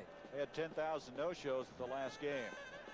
So with 1:12 left, the 49ers have a 2nd down and 9 from their own 16-yard line. The Cardinals using the timeout. They're trying as best they can to get the football back. And again, NFL today at halftime, so stay with us. One thing the 49ers have to be careful of, that they don't make a bad mistake here and provide St. Louis with good field position to go in and get another touchdown or a field goal before the half. Harrison and Solomon, the wide receivers. Scott Bull's going to throw. He's got Solomon down here. That is twice that Solomon has had the ball in his midst and dropped it. It's amazing. He's dropped 3 balls. There were big plays in this game so far. And that time, as soft as they were playing, but in spite of the fact he was playing soft, he ran right by Carl Allen, number 27. They continue to pick on him inside, outside, and deep. He runs by him here. Allen's got him step for step, and then he starts to run by him. The ball goes right over the top, right into his arms, and right on through for a basket. Looked like Allen laid back trying to intercept, and then he misjudged the football. That's right. He misjudged the flight of the ball. 3rd down and 9, and the Cardinals are going to get the football as at the 18-yard line as a forward progress. And the Cardinals, I think, will use another timeout, and will. They've used their second, so they have one left, and there's still 57 seconds, a chance at a return, and maybe close enough for a field goal. Mike Dawson again got penetration and licked the offensive center, Fred Quillen, number 56, and was able to make that play. Tomorrow night, MASH airs 1 hour earlier than usual at 8 o'clock, 7 o'clock Central and Mountain Time, followed by One Day at a Time. And then stay tuned for one of the season's major dramatic events, Irving Wallace's powerful bestseller, The Word, starring David Jansen, James Whitmore, and Florinda Bolkin. The Word, Part 1 begins tonight, Part 2 tomorrow night, following MASH and One Day at a Time. Mike Connell will go back and kick. He's averaging 37.3. He's 12th in the NFC. Willard Harrell is back as a single safety for the Cardinals. 57 seconds left before halftime. Connell hits a beauty. He really got into that one. Harrell almost lost that football. Dave Williams was down there and almost alertly came up with it. Yes, he did, and it was a power kick. He really got a good foot into that ball. That didn't spiral. He just powered the ball, and along with the help of the wind, got it downfield in good shape, and it was tough to handle the way it came down. Dave Williams, former University of Colorado quarterback, plays running back, and I understand we might see him at wide receiver before the day's over. There's your time remaining in the upper right-hand portion of the screen. The Cardinals from the 35-yard line. First down. That was a 47-yard punt. And as you said, he just drilled it out of there. Here's Hart. Pat Tilley. Tilley could not get there. Robertson defending on the play, and number 49 is being tested today. Robertson's going to get a lot of experience before the afternoon is over with. He's already gotten a lot of it, but he'll get a lot more. The CBS Sports Spectacular next Saturday. The Ontario Speedway will be the setting for the highlights from the NHRA World Finals, the culminating event of the 44 drag race racing season. That's next Saturday, 4:30 Eastern, the CBS Sports Spectacular. On a 2nd and 10. And Tilley looks like the same play, Hank, they were trying to get earlier. Yeah, exactly the same thing. They continue to throw in front of Robertson, number 49. And he continues to give him a lot of room, and justifiably so right here before the half. He doesn't want to have a big play, but he's played that way most of the day, and anytime you want to throw in front of him, you can, which is very obvious. And so, after the 48-yard line, it's a first down with 37 seconds left. The Cardinals are still trying to get on the board again. The world's strongest men, it's a wrist roll. It's the 7th event. 100-pound weight. They're going to try to lift it 100, I should say, 10 feet off the ground. Here is Hart, back to throw again. And Eason Ransom, the tight end, had fallen down, the intended receiver at the 40-yard line, and Chuck Christ was with him, though. Yes, that time they had 5 defensive backs in the game, and he slipped as he tried to run a hook, but luckily the ball was thrown over the top because Chuck Christ, number 24, was right there with him and had a chance to make a play on the ball had it been thrown properly. So, 2nd down 10. Are you a poker man? Next Saturday, the Hold'em final. That's poker on the Sports Spec. Next Saturday, 4:30. Got all the great poker men showing up that event. Hart back again. Pat Tilley. Little too tall. Bob Jury had a crack at the interception, and it's going to be a 3rd and 10. And the time, 26 seconds. The Cardinals still with 1 timeout remaining. This game started out with the 49ers driving. They kicked a field goal. The Cardinals got the football for the first time. They matched it with a 45-yard field goal. And that's the way it stood until 1:53 remained in this first half when Hart hit Chandler with a 15-yard touchdown strike. Jim Hart so far has thrown 19 times, completed 9 for 136 yards, 2 interceptions and a touchdown. And both those interceptions by Chuck Christ. And the Cardinals have missed that point after, which could be a big one. It's 9-3. Here's Wayne Morris. Morris has the first down across the 40 to the 39-yard line. Wayne Morris with a couple of big bursts. He had a 27-yard run earlier in the day. Bob Jury making the stop. And at the 39, seconds now left in this first half. Steve Jones for a big block on that last play as a timeout has been called. Cardinals using their last timeout. As Robertson comes off the field, they've taken him out of here as somehow the Cardinals will try to pick this one up, get something on the board. Next Saturday, CBS brings you the Series Championship of Women's Tennis, and all the big names are going to be there. Chris Evert will defend her title. Former Wimbledon champion Virginia Wade. This year's Wimbledon champ Martina Navratilova and others. Next Saturday afternoon at 3 p.m. Eastern, the Series Championship of Women's Tennis. There's Jim Hart, Bud Wilkinson, Jim Hannafin. What do you do in a situation like this, Hank? You got 18 seconds, no timeouts left. Well, you want to get the ball downfield the best you can, so at least you can get in a position to kick a field goal. Without any timeouts left, you've got to call a couple of plays in the huddle with the anticipation of not wasting any time, stopping the clock if you do make a reception close enough where you can stop the clock and at least kick the field goal. 5 defensive backs and 2 linebackers are in now for the 49ers. Hart to Gray. He's got it, and he's out of bounds, stopping the clock with 13 seconds. Walter Mons, boy, that was a beautifully thrown football. That was double coverage that time, and he threw between the short man and the deep man, Eddie Lewis. They had 5 defensive backs, and the deep man, Eddie Lewis, was very slow coming over to protect the outside area. As a result, Jim Hart saw it. There you see him. He's slow coming over, and Mel Gray makes the catch. Big play and a great executed play by the St. Louis Cardinals. So they're going to try one more play, and then they'll try to get the field goal kicker in. Yes, they'll try to get this one into the end zone, I'm sure. They got a bump and run on this left side. They've got a chance to make a big play on the left side. See if he takes advantage of it.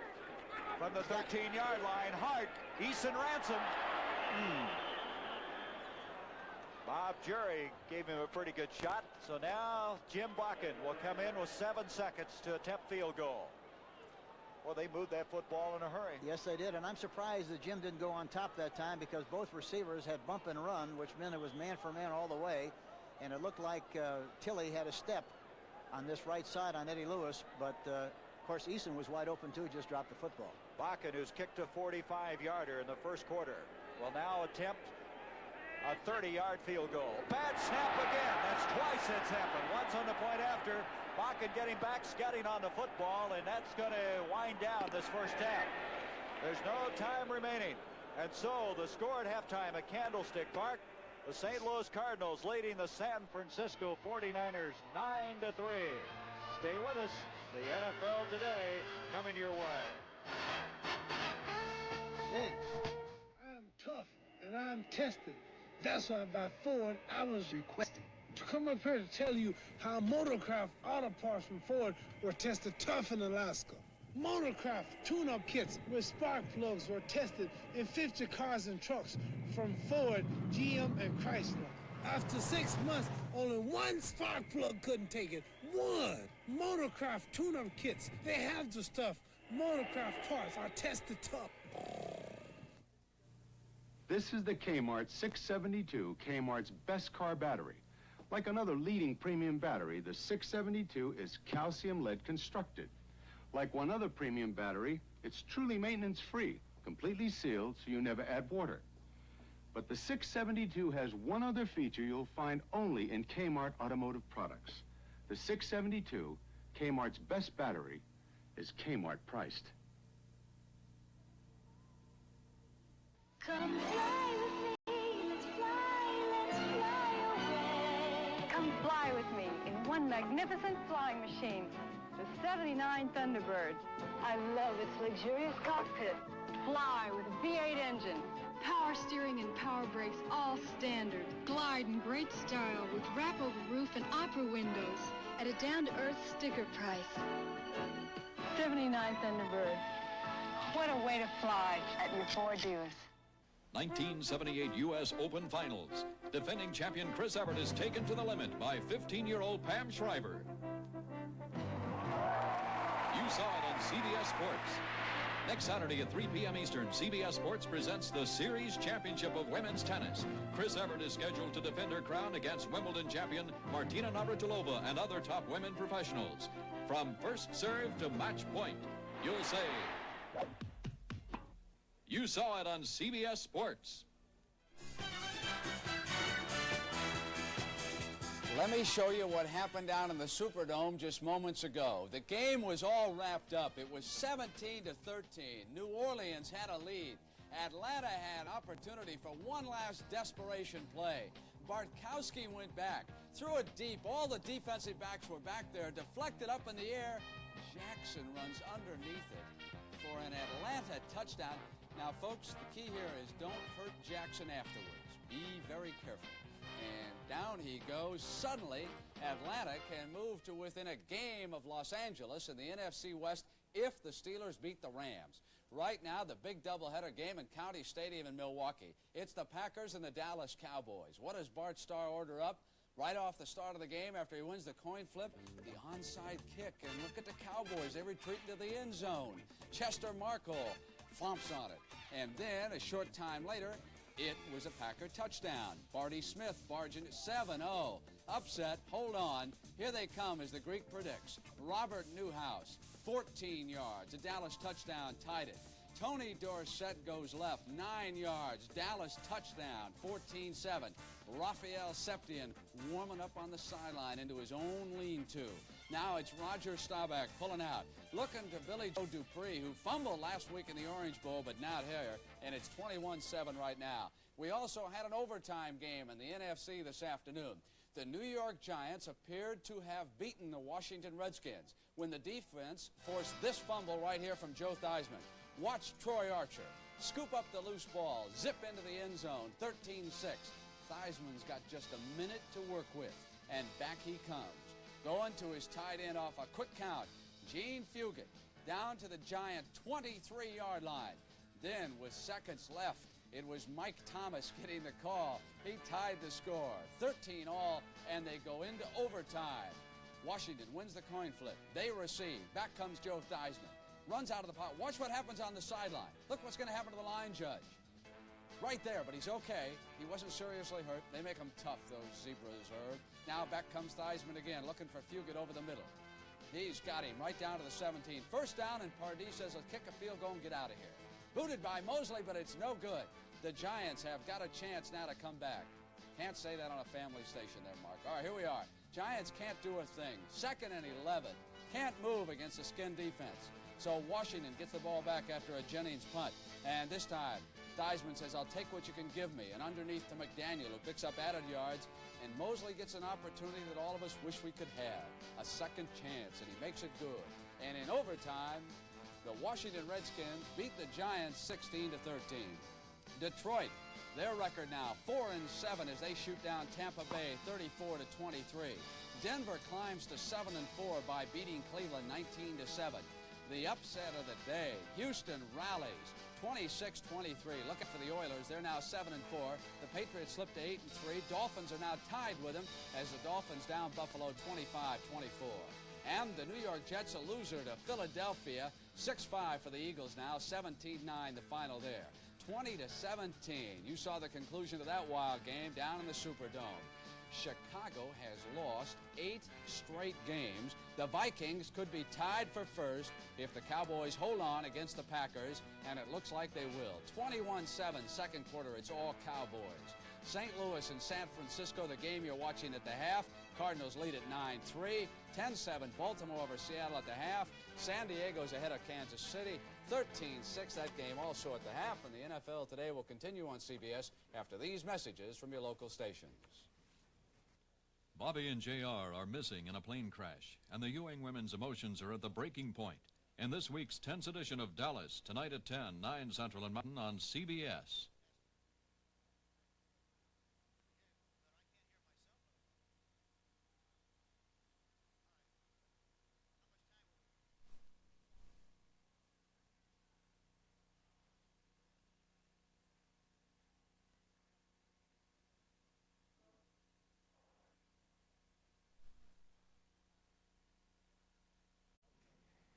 Still can't get over the Houston upset of New England. Or show us some of those plays. The Patriots had it all locked up. I can hardly wait to see this myself. Of course, Houston wound up winning that game 26-23 after trailing earlier in the ball game, but just fought in the second half and came back with an upset victory. Earl Campbell, New England's ball, second and 10 on the 36.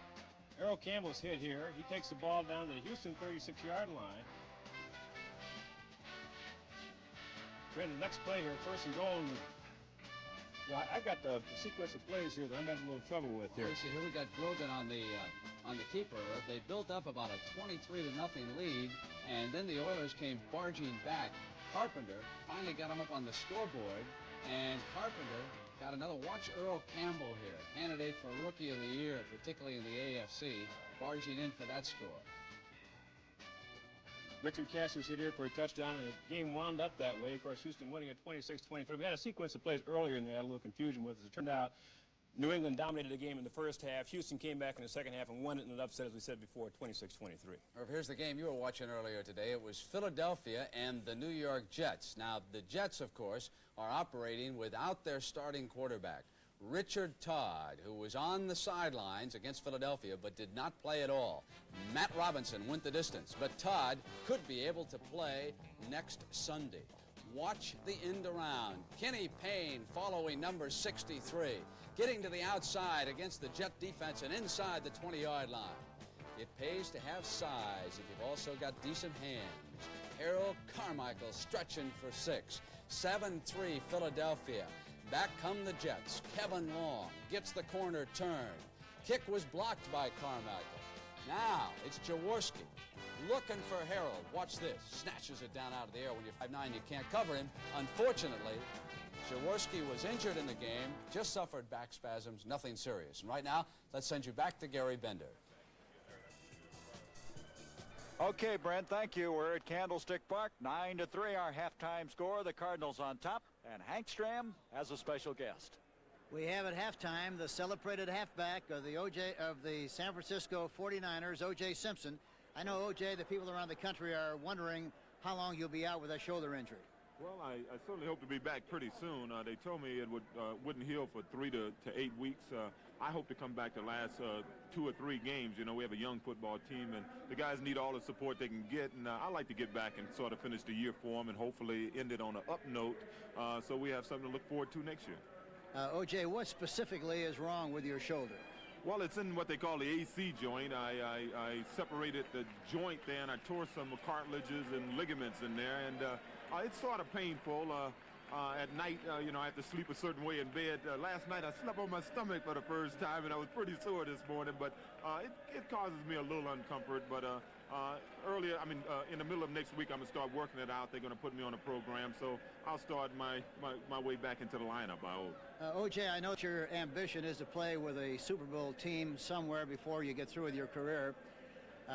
In conjunction with that goal, I know probably that your concern also would like to be able to break the record that's been established by Jimmy Brown, 1,538 more yards that you need. Is that a goal that you have in mind? Well, you know, as a runner, you want to have all the records you possibly can get. I had hoped that if I hadn't got hurt this year, I could have finished this year on a positive note, and I still plan to and play another year. And with a team that has to improve, you know, we got a lot of young football players on this team. We average less than 2 years per player.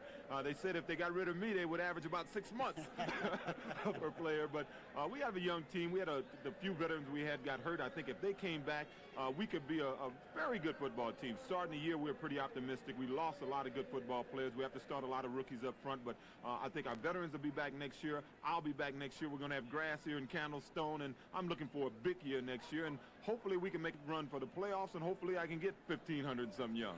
O.J. Simpson, thank you very much. Good luck and God bless. Back to Gary Bender.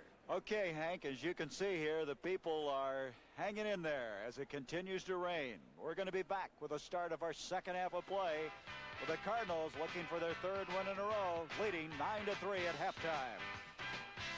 Wherever you may roam, you'll find this near your home. Oh, hi, it's me again, posting and pasting more posters. This time it's for the first annual Delco battery sale. AC Delco is making it possible for you to buy a Freedom battery at a special sale price. Thanks, Delco. Wherever you see this poster, look for it in your neighborhood for a great price on a battery you can trust. Thanks, Delco. Well, you'll be saying thanks, Delco, too. As a State Farm agent, when people come into my office and sign an application for insurance, my job is just beginning. There's no sitting back and putting the file away. Agent Vince Grammarosa talks about State Farm service. We're continually reviewing their protection. We're continually talking to them. It's on a personal service basis from day to day, month to month. We never forget the people. And like a good neighbor, State Farm is there.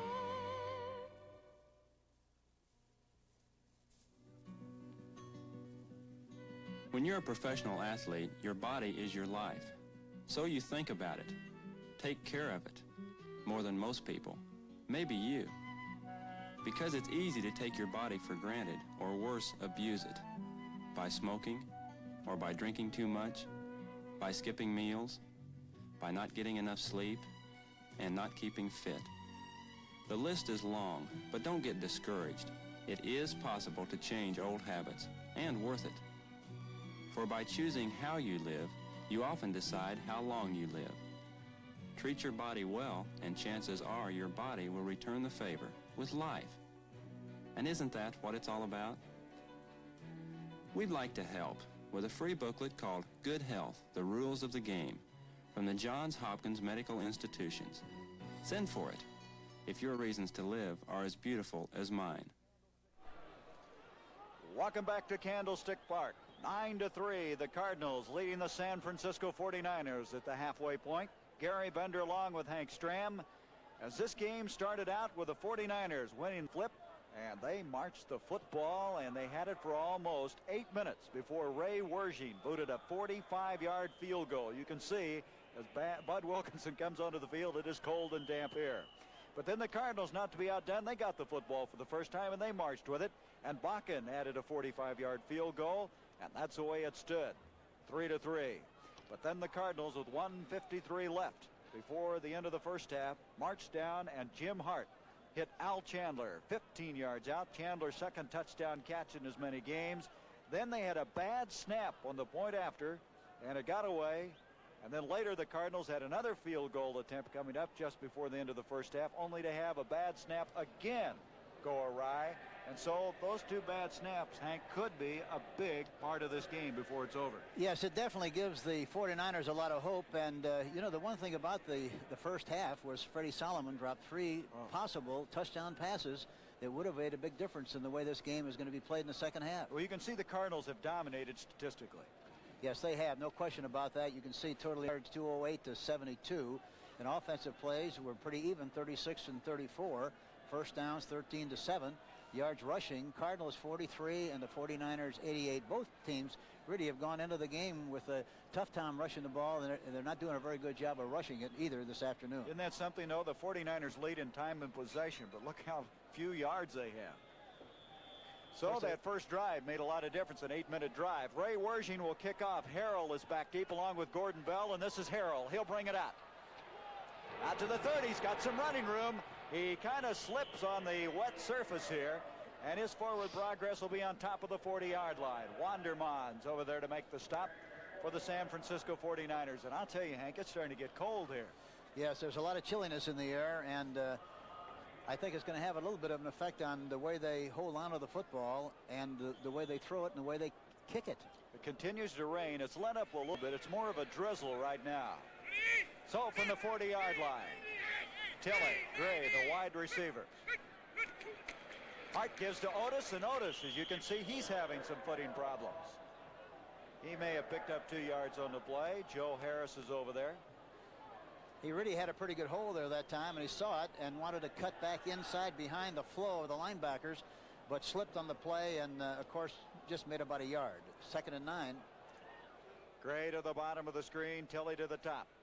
In that first half, Hart throwing the ball pretty well, except he threw 2 interceptions, which he would like to keep from doing. He was 10 of 21. Here comes Hart again. Jim Hart, first down inside the 45-yard line. Jim Otis on a draw play that time saw the running room right up the middle and took advantage of it. I tell you one thing about Jim, he sees any kind of a cavity, he's going to run right for that goal line. He's a goal line style of runner. He's running straight ahead and did a good job on that run, picked up the necessary yardage. That time they were in a 4-3 defense, and got the first down. One of the officials, Joe Connell, almost got run over on that play. And Bob Young, the left guard, did a good job of blocking on the play. On a first down, Hart wants to throw. Mel Gray. Gray hit by Robertson, and I mean hit. But he makes the completion. The ball to the 36.5-yard line. They've thrown enough in front of Robertson where I think somewhere along in here we can see Gray or Tilley run a slight move to the outside and then run up the field with a double move because he's starting to play a little tighter on the patterns in front. Second down 4, pickup of 6. Hart with his 11th completion of this game. And there's Otis falling down again, and so Hart has to salvage the play, a flag on the play, and you know, it's interesting. Can you have the wrong footwear sometimes when it starts raining? Maybe you don't have the right stuff to be wearing out there. That's twice now that Hart, or rather Otis, has slipped and fallen down. You know, that's one thing about the progress with shoes on synthetic turf. There's so many different kinds of shoes that I don't know whether there's any right kind for bad weather. Number 54, offense, holding. Tom Banks is guilty of holding. Here you see Tom Banks. You see his arm grabbing Webb's arm, and that's definitely a holding penalty. They have 5 defensive backs in the secondary now and 2 linebackers. That's the 49ers. On a second down and 13 after the holding penalty. There's a little delay to Wayne Morris, and Morris having a big day. He's to the 30, and he's got the first down. Wayne Morris having by far his most effective day rushing of the 1978 season. And that was a great surge and a good call. They had 5 defensive backs and 2 linebackers. The linebackers are playing the backs man for man. And you see what happens here. There's a nice hole right up the middle. He cuts to the left. Chuck Christ has a beat on him and gets a shoulder in and makes the stop. Well, the first down, Hart gives to Otis. Otis this time, there's a flag on the play on the near sideline as Otis is able to make it to the 25-yard line. So a lot of problems right now, penalty-wise. That's against San Francisco. You know, Terry Steve, number 68, the right guard, is a young player who we drafted in New Orleans. And I really think he's going to be a great football player. We liked him very, very much in New Orleans, and I think he's going to be an outstanding player for a long, long time for the Cardinals. They ran right behind him. You know, Dan Deerdorf said he just improves each week, that Steve stays in there and is a vastly improved football 78 player. defense, offside. And 78. He's such a young player that he's going to play for 10 years, provided he doesn't get hurt. But he's got that kind of ability. 78 is Archie Reese. So from the 24-yard line, 1st and 5 for the Cardinals. They lead it 9-3 as we're in the 3rd quarter. They have the wind to the back. It continues to rain. And this is Eason Ransom. And there's another flag on the play. Well, we've had about 5 straight plays now with penalties. Bob Jury defending on it. Ransom very close to the first down with that catch. Offside against San Francisco. That's 2 consecutive times. Jury is playing very soft on the tight end, and as a result, the tight end is just going out into the flat area. And by the time he can recover, why, he makes enough yardage for Number a good 86, chunk. defense, offside, refused, first down. That's Cedric Hardman. So earlier it was Reese. Now it's the other defensive end, Cedric Hardman. And the ball's inside the 18-yard line. A first down. The Cardinals picked up that one by penalty. 2 consecutive offside penalties. Tilley, Gray, the wide receivers. That's Eason Ransom in motion. Wayne Morris. Morris drags Ed Gallagher with him inside the 15-yard line. Morris, who has those strong legs, and he can really fire out. Moves the football, and his forward progress will be to the 12-yard line. You know, I like what the Cardinals are doing with the tight end. They keep shifting him from side to side, and on occasions they're making the safeties, a strong safety, the Jury, play weak safety, and Chuck Christ, who is normally the weak safety, plays strong safety, and as a result, it gets to be a problem. Second down, 6 yards to go. Jim Otis to the 10, and Otis has a 1st and goal just outside the 5-yard line. Dan Buns is over there. Otis broke a tackle at the line of scrimmage, showing good upper body strength that time. So it's 1st and goal. And here's one of the plays that Jim runs extremely well. It's nothing but a vanilla play to the left side, straight ahead blocking. Webb misses the tackle, and Jim runs right through the grasp of Webb and it makes a nice gain on the play. 1st and goal just outside the 5-yard line. Otis trying to slant outside as nothing developed up the middle, and he may have gotten a yard. One thing that we have to observe here is that Hardman is an excellent defensive end, especially against the pass, especially against the pursuit, but he is not especially good when you run right at him, and that's what they're doing right now. They're running at Hardman and doing a good job of making yardage at that position. There is Coach Bud Wilkinson. They gain about a yard, maybe a half yard. So it's 2nd goal, just about on top of the 5-yard line. Hart wants to throw. Nobody clears. He just had to get rid of it. Eason Ransom, and Hart is really upset at himself for what developed on that play, but looked like Otis was the primary receiver and he couldn't get open. Well, Ransom was wide open, the tight end, and 50, Joe Harris, got penetration, and it looked like he made Jim throw the ball before he was ready to throw it, and he threw it into the ground, but the tight end, Eason Ransom, was wide open on the play. So we come to a 3rd and goal at the 5-yard line. Al Chandler goes out. Jim Otis checks out. Ransom is in. Tilley and Gray, the wide receivers.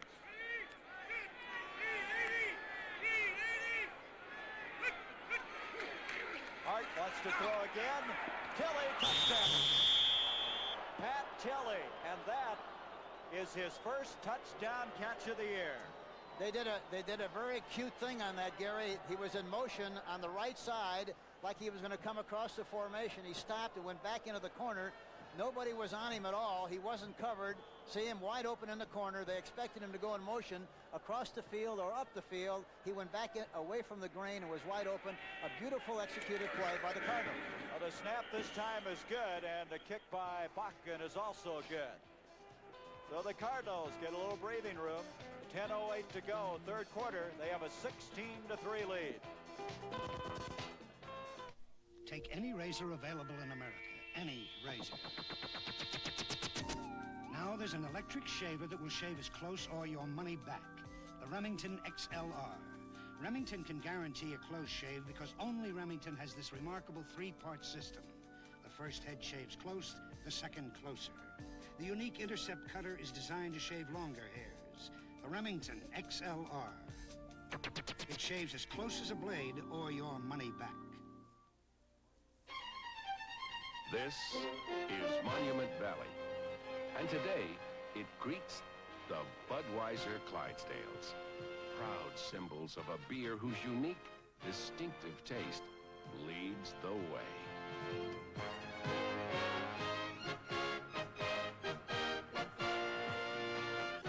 Wherever you go in this great land, when you say Budweiser, you've said it all. Well, Jim Hart with his 2nd touchdown pass of the day, a 5-yarder to Pat Tilley. Tilley, despite all those catches he's made, that was his first touchdown grab, so I know he's got to be happy with that. I like the looks of him. He's a very dependable, steady performer. Gives you 100% on everything that he runs, and the big thing about it is you get the ball close to him, he's going to catch it. Absolutely. Mike Wood to kick off. Boykin, Williams, and Walker deep for the 49ers, a line driver. This is Dave Williams having trouble. And he gets it out to about the 14-yard line. So the 49ers do not have the good field position. So San Francisco, who came in here 1-9, tied with the Cincinnati Bengals with the worst record in the NFL, right now find themselves in a catch-up situation. You know, it's a great compliment to Bud and his fine staff to have this team respond like they have after losing 8 consecutive games. But they're playing with a lot of enthusiasm, a lot of animation, executing well, and that's a sign of a coach doing a good job. And Hank, they're out to salvage the second half of the year. It's very obvious that they feel that they can. Quick pitch to Hofer. And Hofer's across the 15 to the 16-yard line. Kurt Allerman over to make the stop.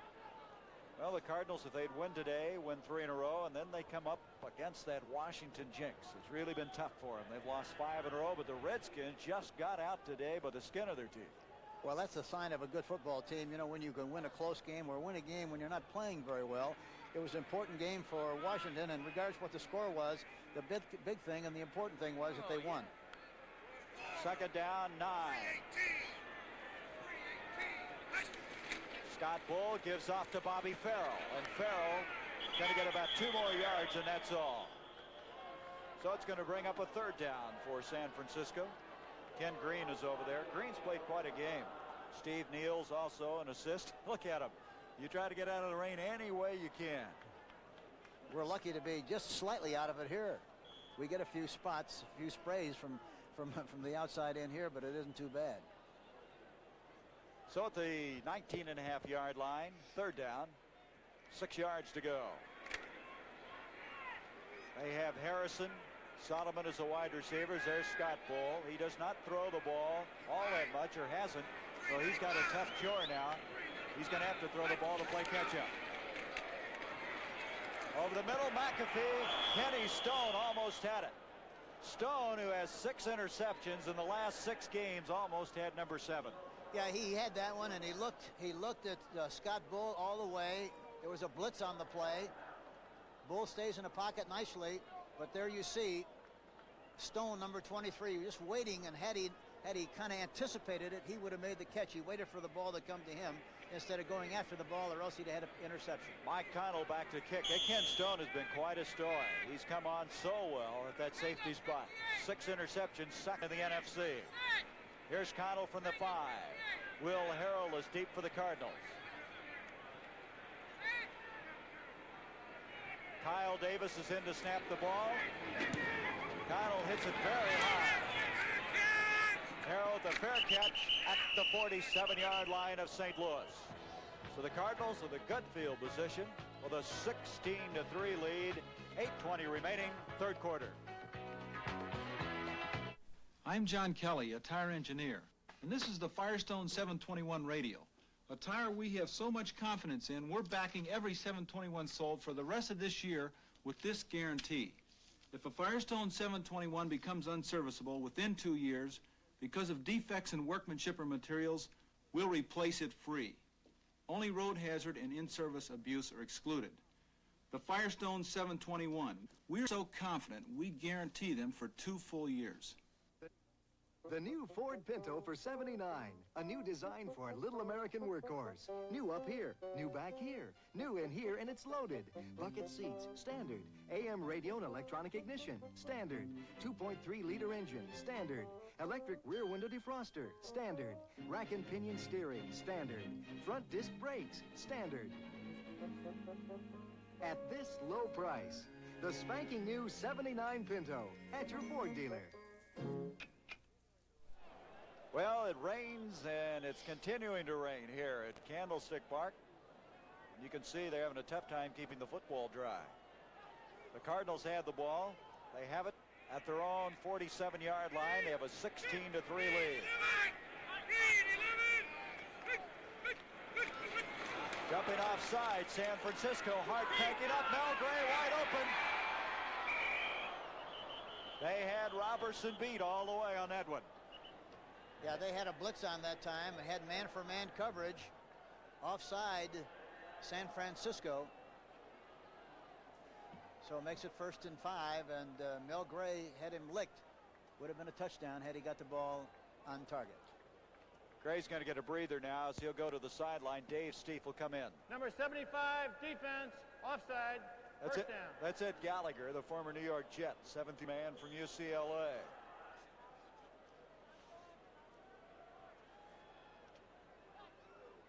There you see Gallagher, 75, anticipating the count and anticipating wrong. Penalty, 5 yards.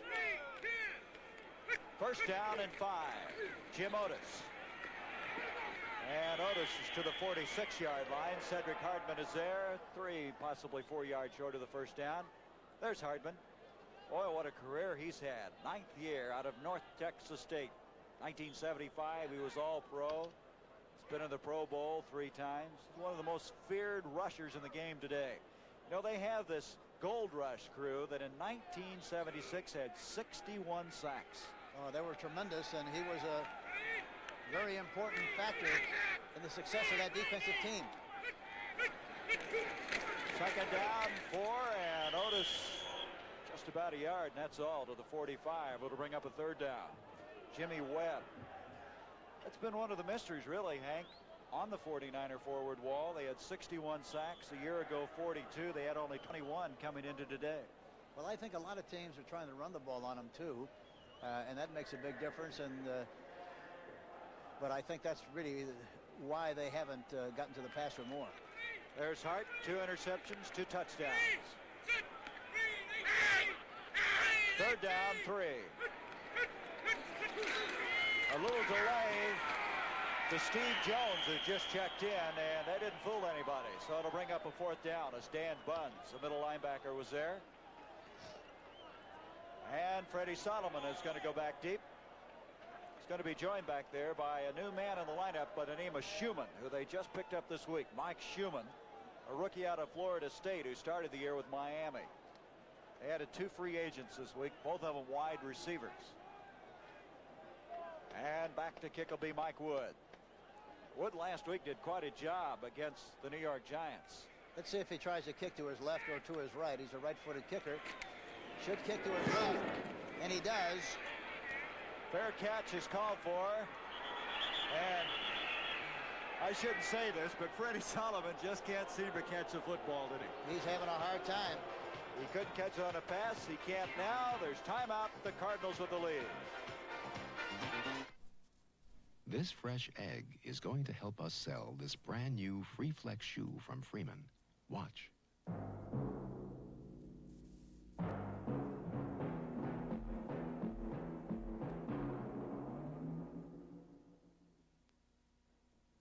You can do it with any new Freeman Free Flex.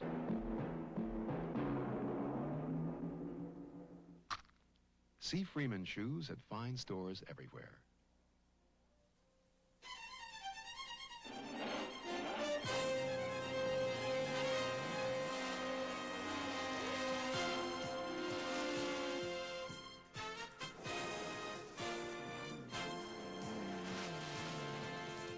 No doubt about it. When you say Budweiser, you've said it all.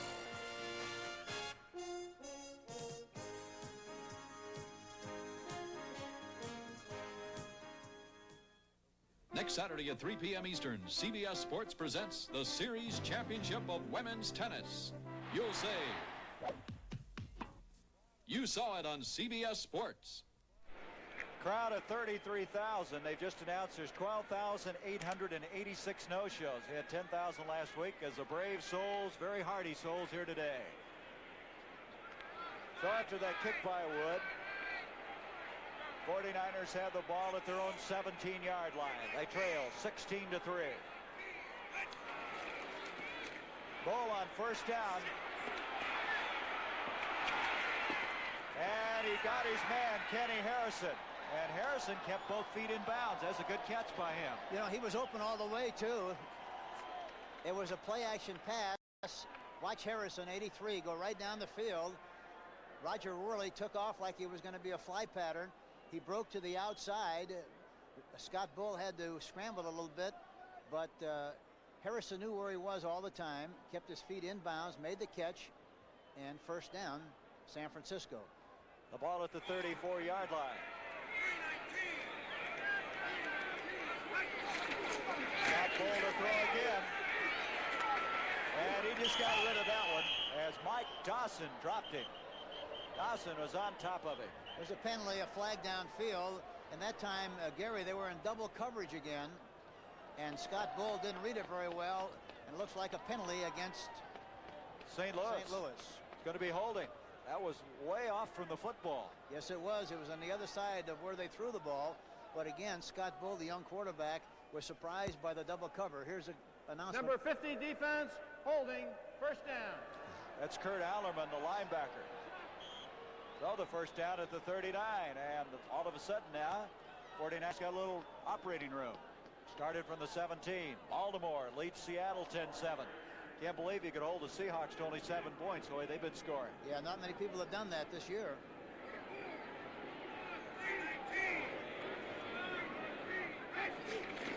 Ball on a first down gives to Paul Hofer, and Hofer runs into a lot of white shirts as he's just across the 40 to the 41. Eric Williams, Kurt Allerman, the men in the middle. Eric Williams is playing, as you look at Coach Bud Wilkinson, with a specially designed elbow brace. He had a hyperextension of that elbow, which slowed his progress. He's probably a real key to that defense, as he is just quite a player, second-year man from USC. You know, John Zook that time did a good job, along with Mark Arneson, number 57. There's Fred O'Connor still looking for his first win. The second time around, second game as the head coach of the 49ers. Second down and 8. Ball to Harrison, intercepted. Kenny Stone. Now Harrison and Worley collided. Harrison interfered on the play, I'm sure. That's what they're going to call. At least I think they will. Let's see what they call. That's exactly right. Well, Ken Stone now has 7 interceptions. 7 in the last 7 games. That was a blitz again, and the young quarterback just threw it up for grabs, really. And number 83, offensive pass interference, refused, first down. There you hear the call. Here you see again, you see Harrison, number 83, push Worley, intercepted by Ken Stone, number 23. Timeout. We'll be back. The Cardinals have the ball at the 25. Dawn Launch, Sea of Japan.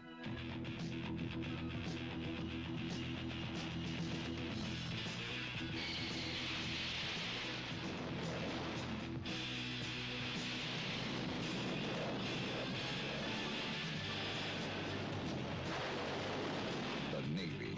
See a recruiter or call toll-free. It's not just a job, it's an adventure. Look, out on the road! It's a car! It's a Fiesta! It's Wundercar, Ford Fiesta from Germany. With front-wheel drive and Michelin steel-belted radios for sure-footed traction. Fiesta, Wundercar, with responsive acceleration that's quick to the rescue. Fiesta, Wundercar, ready to go long distances on a gallon of gas. Wundercar, disguised as a Fiesta. I like it, Clark. So do I, Lois, at your Ford dealer. Sir, you keep me showing. With Hank Stram, I'm Gary Bender, and from the 25-yard line, the Cardinals have the football after Ken Stone just intercepted his 7th pass of the year. Jim Hart gives off to Wayne Morris. Morris doesn't get anything on that play. The ball is loose, but it's been blown dead. One thing about Hardman, number 86, it's much easier to run inside of him than it is to run outside. That time they tried to run outside, probably figuring that they run inside quite a bit, but he responded just like he normally does, and he tripped up the ball carrier and kept them from making any yardage on the play.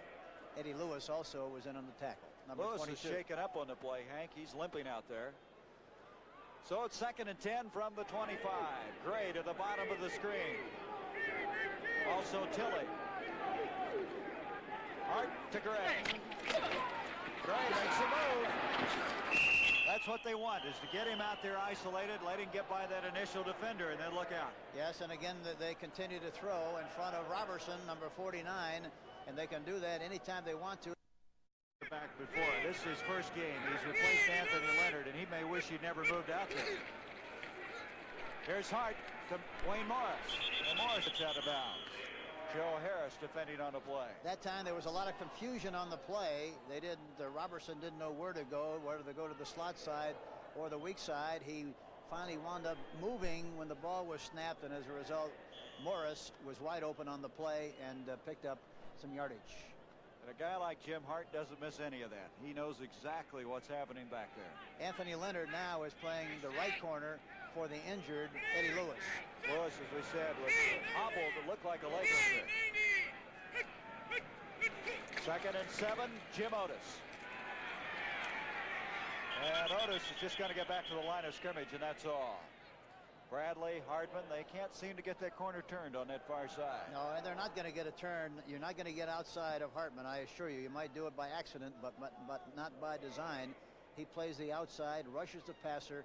He's an outside pass rusher, plays the outside well against the run, and that's why it's important when you do run at him to run inside, not outside.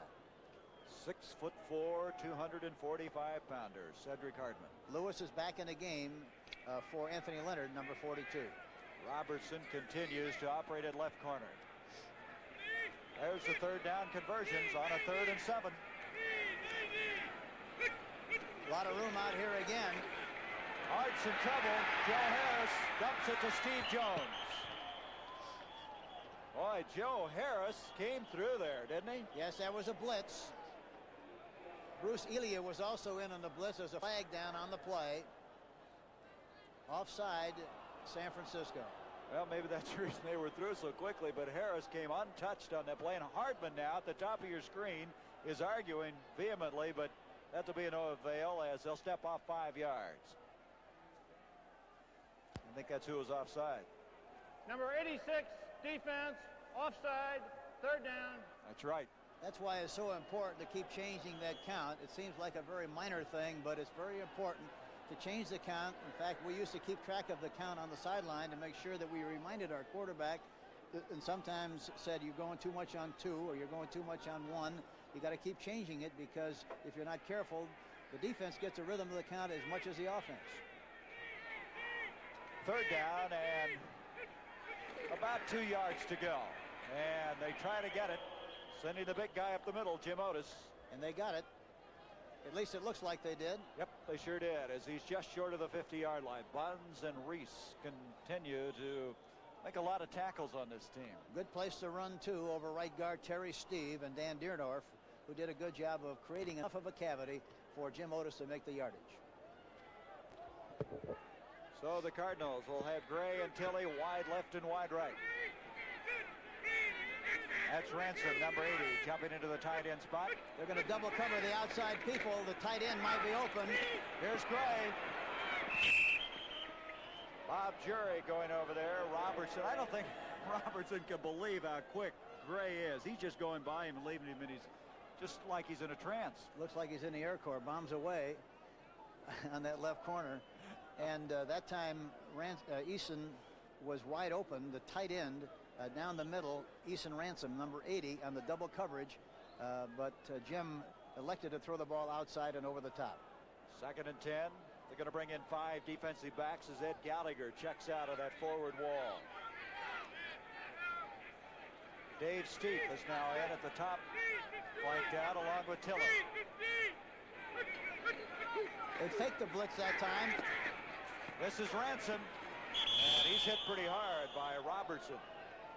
His forward progress just short of the 45-yard line. It'll bring up 3rd down and still 5 yards to go. 5 defensive backs. This time they throw to the tight end, Ransom, number 80, in front of Robertson. He comes up nicely and makes the hit. There you see he's got good leverage, wraps his arms around him like he should, and knocks him out of bounds. It's 3rd and about 5. 3rd and 5 for the Cardinals. 2 minutes, 56 seconds left in this 3rd quarter. Blitz again. Blitz. And the intended receiver was Ransom. You could see both Banks and Bob Young had pulled out to send the convoy to the far side, but it just didn't materialize. I don't think Jim could find Ransom like he wanted to, and as a result had to throw the ball over the top. But Eason Ransom was the intended receiver on a screen. They had the right play call. You like a screen against a blitzing defense. That's Mike Schumann, number 84, the young rookie free agent out of Florida State. This is Mike Wood. Last week, averaged 39.6 in the punting department against the Giants.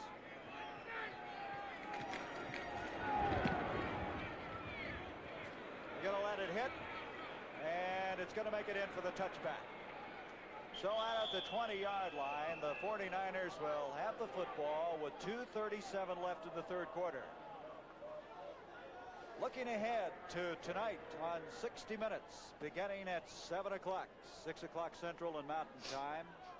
If you're a collector of anything, you want to see this program. 60 minutes. What a program it is. And then following that, David Jansen heads an all-star cast in the premiere of Irving Wallace's The Word. And then Dallas follows the movie, and tonight the Ewing women are really staggered by reports that Bobby and Junior are missing in a plane crash. 60 minutes, The Word and Dallas, all tonight, right here on CBS. Bobby Farrell carrying the ball, and Farrell's got close to 5 yards as he brings it out to the 25-yard line. A look at Scott Bull. He was the prep high school athlete of the year in the state of Arkansas. Then he went to play for the Razorbacks. And in his senior year, they won 13 football games, losing only in a bowl game. He's got a lot of poise and runs the team very well, Gary. But you can see he's having a tough time passing. They're 3 for 11. 319. On a 2nd and 5. Complete to Farrell. Farrell's got a first down. As he drags Steve Niels with him. First down, San Francisco. That's when he looks most effective, when he moves the pocket by design, rolls right, rolls left, play action passes, play action and rolls. He does that extremely well, and he puts a lot of pressure on the defense when he does do that. That was a good illustration of it right there. Well, you know, Scott Bull started 2 games his rookie year in '76, and they won both of them. Also a preseason game. But last year he threw only 24 passes. And of course his first starting call today. He's got to do more throwing on first down. In motion goes Solomon. Give to Hofer, and Hofer is going to get a couple of 3 yards. Bob Pollard leading the charge defensively. And also Mike Dawson. The guards, Knutson and Downing, continue, 60 and 62, continue to bring in the plays from the coaching staff on the sideline. Before that, under Pete McCauley and when Steve DeBerg was the quarterback, he was calling the plays. And then they made that change with O'Connor, and now he's calling them. Well, you know, O'Connor was on the staff with Jack Pardee, and that's what they did. He called the plays for the Bears, and I'm sure that he feels that's the best way for them to function at this stage of their team. 2nd down and 8.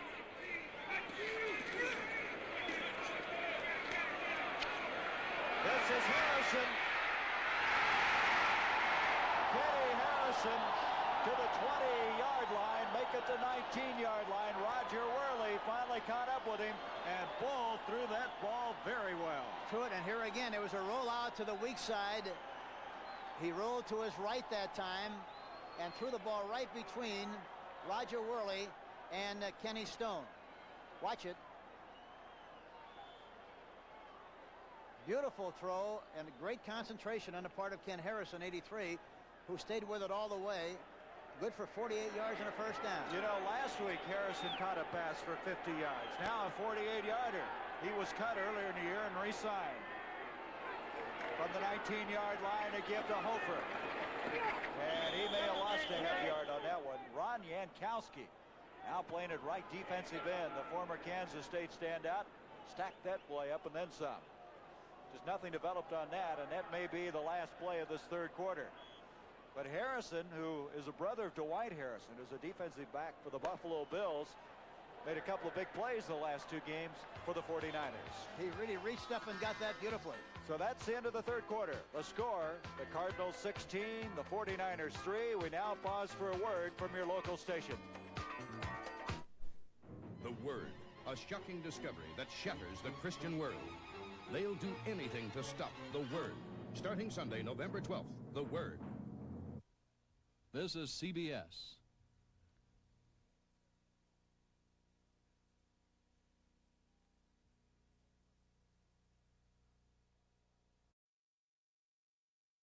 David Jansen stars in The Word. He had lost his faith. How dare you defile the house of God? His marriage shattered. He found other women. I think you have the talent for seduction. Then the discovery that changed his life and shocked the entire Christian world. Was it a hoax or a miracle? The Word starts Sunday.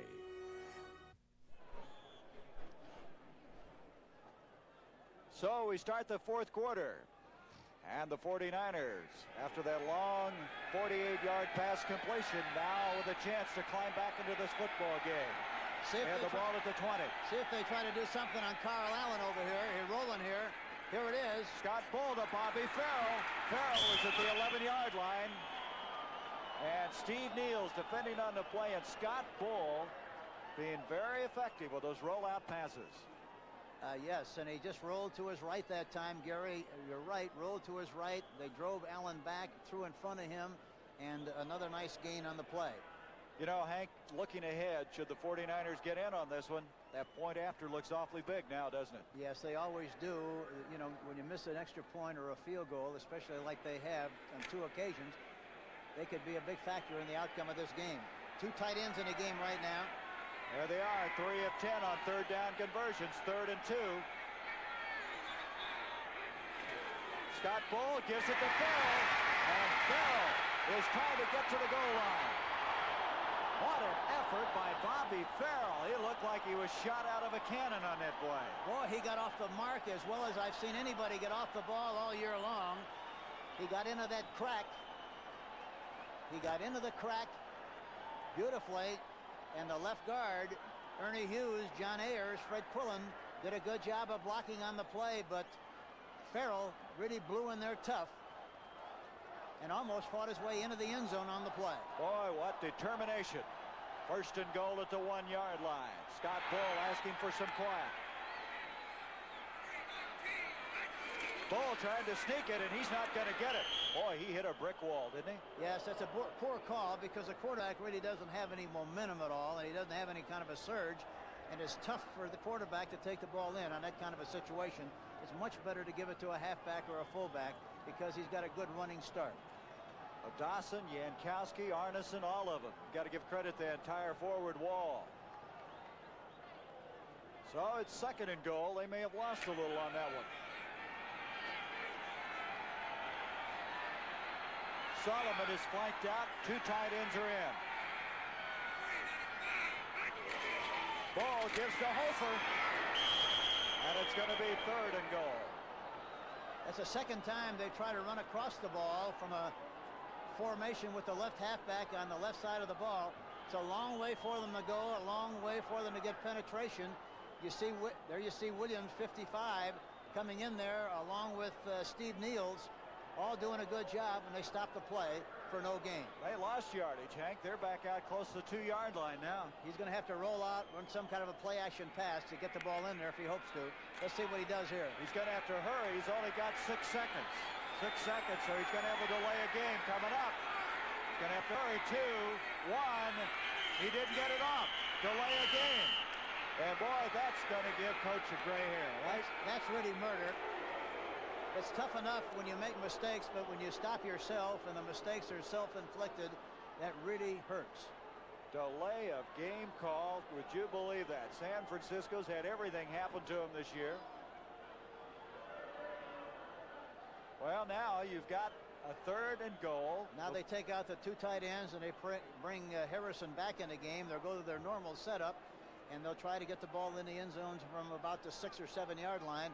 And I'm sure it'll be some kind of a rollout. Let's see what they do. At the 7-yard line, 3rd and goal.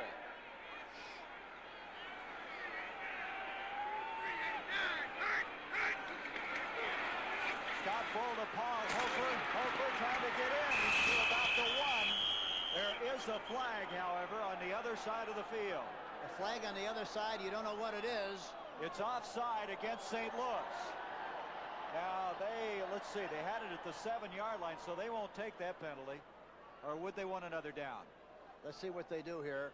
It's a tough decision. And we've got a man shaking up for San Francisco. That's a tough decision, whether you take that play over or you go to a 4th down at about the 1. Because they had it at the 7-yard line, and they're going to take the penalty, Hank, and have another down. There's the man, Bobby Farrell. Bobby Farrell is down, yep. They're taking the penalty, and they'll have it at the 3-yard line. Offside defense. Now they got 2 down, which is a smart thing for them to do. They got 2 downs to get the 3 yards instead of 1 down to get 1. Boy, those 2-3 yards have been awfully tough, though. Yep. There you go. That is Dawson, who fired prematurely. And so now it's 3rd and goal at the 3.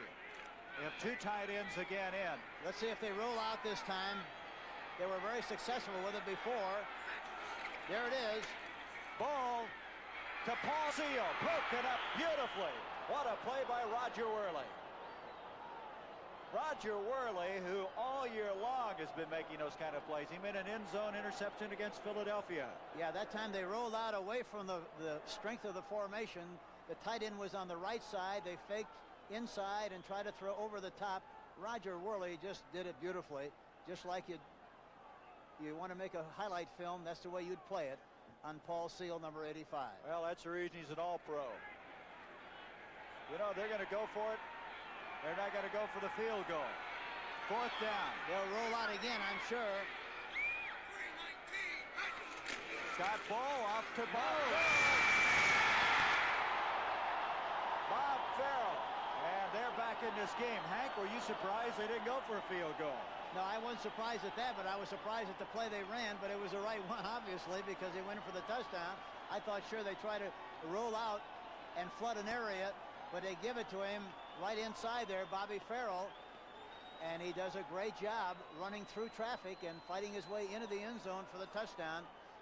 An unusual play, and that's probably why it was successful. Boy, that point after very big now. 16-9. The Cardinals earlier messed up a point after. Kick is on the way by Worshing, 16-10. And all of a sudden, that Cardinal lead has been cut to 6 points. They're still a long ways from winning this one. 12:44 is left. Fred, we got a new page 1 here. Making sure the news gets out is what my job's about. Now it's all behind. Got blue ribbon on my mind. I've got Pabst blue ribbon on my mind. More and more lately I find The premium taste of Pabst. It's a lot to look forward to. I've got Pabst blue ribbon on my mind. It takes the average wheat farmer over 50 days and 14 tons of machinery just to plant his seeds in the ground. Now Phillips Petroleum has helped develop a better way, a system that plows, fertilizes, and plants in a single step. It can lighten a farmer's workload and cut his fuel use in half, conserving energy for all of us while we make fine products for your car. That's performance from Phillips Petroleum, the performance company. Well, that was an impressive drive. As you can see, 80 yards, 13 plays, almost 5 minutes. And Bobby Farrell culminating that drive with a 3-yard run. And that was a very tenacious effort by Scott Bull. He just kept hammering away. Yes, he did, and you have to give the coaching staff some credit, too, on that call because it was unusual, and I'm sure they would have been criticized severely had he not gone in for the touchdown, but it was a good call. Ray Wershing kicking it short. This is going to be Gordon Bell. Gordon Bell's going to get it out of there. So what looked like a real disaster turns into a pretty good run. Out to the 28-yard line, Mike Baldassin making the stop on Bell, who was just signed this week. Former New York Giant. 16-10. 12:33 remaining in this game. Coach Bud Wilkinson, it hasn't been easy for him. Last week they took a 20-0 lead and then held on to win 20-10 over the Giants. And then they had to hang on to defeat the Philadelphia Eagles. Well, they won some close ones and they lost a lot of close ones the same way, Gary. From the 28, a first down, Jim Otis. And Otis to the 30, and you can see quite obviously the 49ers are fired up now. They've really taken some impetus from that last drive. And the wind is going to be a factor in this fourth quarter. The San Francisco 49ers have the wind, and it's always a factor in this ballpark because it's very deceptive. It swirls around here. It's awfully hard to know where it's blowing from. It continues to rain. It's rained the entire game, and Dallas is putting a number on Green Bay. 28-7.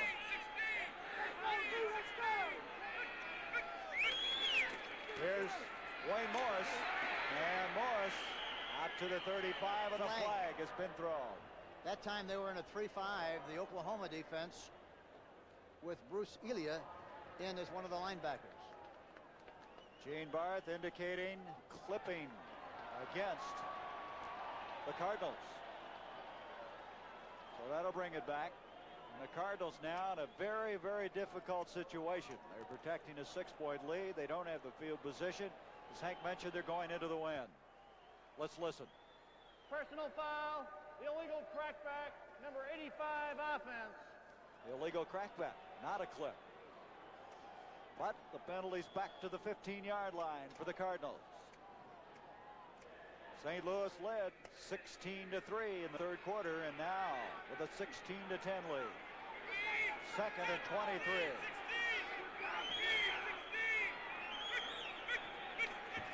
Hart to throw. Intended for Kelly, and Robertson had it and dropped it. The guy they've been picking on all day could have been a hero, but he couldn't hang on. Yes. He tried so hard to make the catch, and that happens so much of the time. Instead of just catching it with his hands, watch here, he tries to catch it with his arms and his body. Hart throws right into coverage this time. Watch. It's a little low, but it hits him right at the numbers and falls out incomplete. So from the 15-yard line, third down, 23.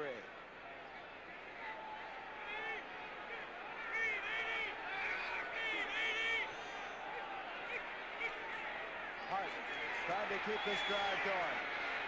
Kelly. He was really hit by Chuck Chris. And Chris has been one of the standouts today. 2 interceptions and that bone-jarring hit. I mentioned Chuck on several occasions earlier. Watch him here. We had him at New Orleans for 2 years, and prior to that for the Giants. But he's an excellent football player. He's got a great nose for the ball. Reads the quarterback well. Watch him. He's anticipating the ball. He doesn't wait for it to come to him. Watch. He gets a good jump and gets a good shot on the receiver, Pat Tilley, and jars the ball loose. That still wouldn't been enough for the first down, but it would have given him some field position. There's Mike Wood kicking. It's a fine kick. This is Schumann. And Schumann is dropped by Ken Green, as Green reacted very well and stops him at the 45-yard line. The San Francisco into the field. So the 49ers down by 6. They have the football. Sir, excuse me. You just bought a new maintenance-free Firestone Forever battery. How come? Well, the warranty. You see, if this battery ever fails to hold a charge for the original owner, that's me, in the car in which it was originally installed, right here, Firestone will replace it free with proof of purchase, provided it's not merely discharged or damaged due to accident or abuse. Oh, and I don't even have to put in water. Does that answer your question? Yes, it sure does. The Forever battery, now maintenance-free.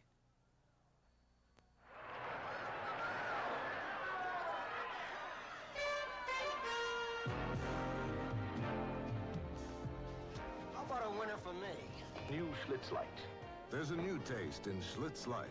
The taste of natural ingredients brewed into a Pilsner beer. New Schlitz Light. Still less filling with a taste that's bigger than light. Gentlemen, here's to fast horses. Schlitz Light and those who love them. Schlitz Light. Natural Pilsner beer. Next Sunday on CBS Sports, see NFL doubleheader action. Check local listings for the games and times in your area. You'll say, you saw it on CBS Sports. Well, Mike Wood kicked a 41-yarder. And at the 45 of San Francisco, the 49ers have the football. 11:27 left in the game. This is Farrell. Steve Niels has got him, and help arrives. Bob Pollard over there to help on the play. Farrell, who's starting his 3rd straight week, beating out Greg Boykin. And the way he's played today, he's going to be tough to dislodge. He has been impressive. And he's running with such great determination.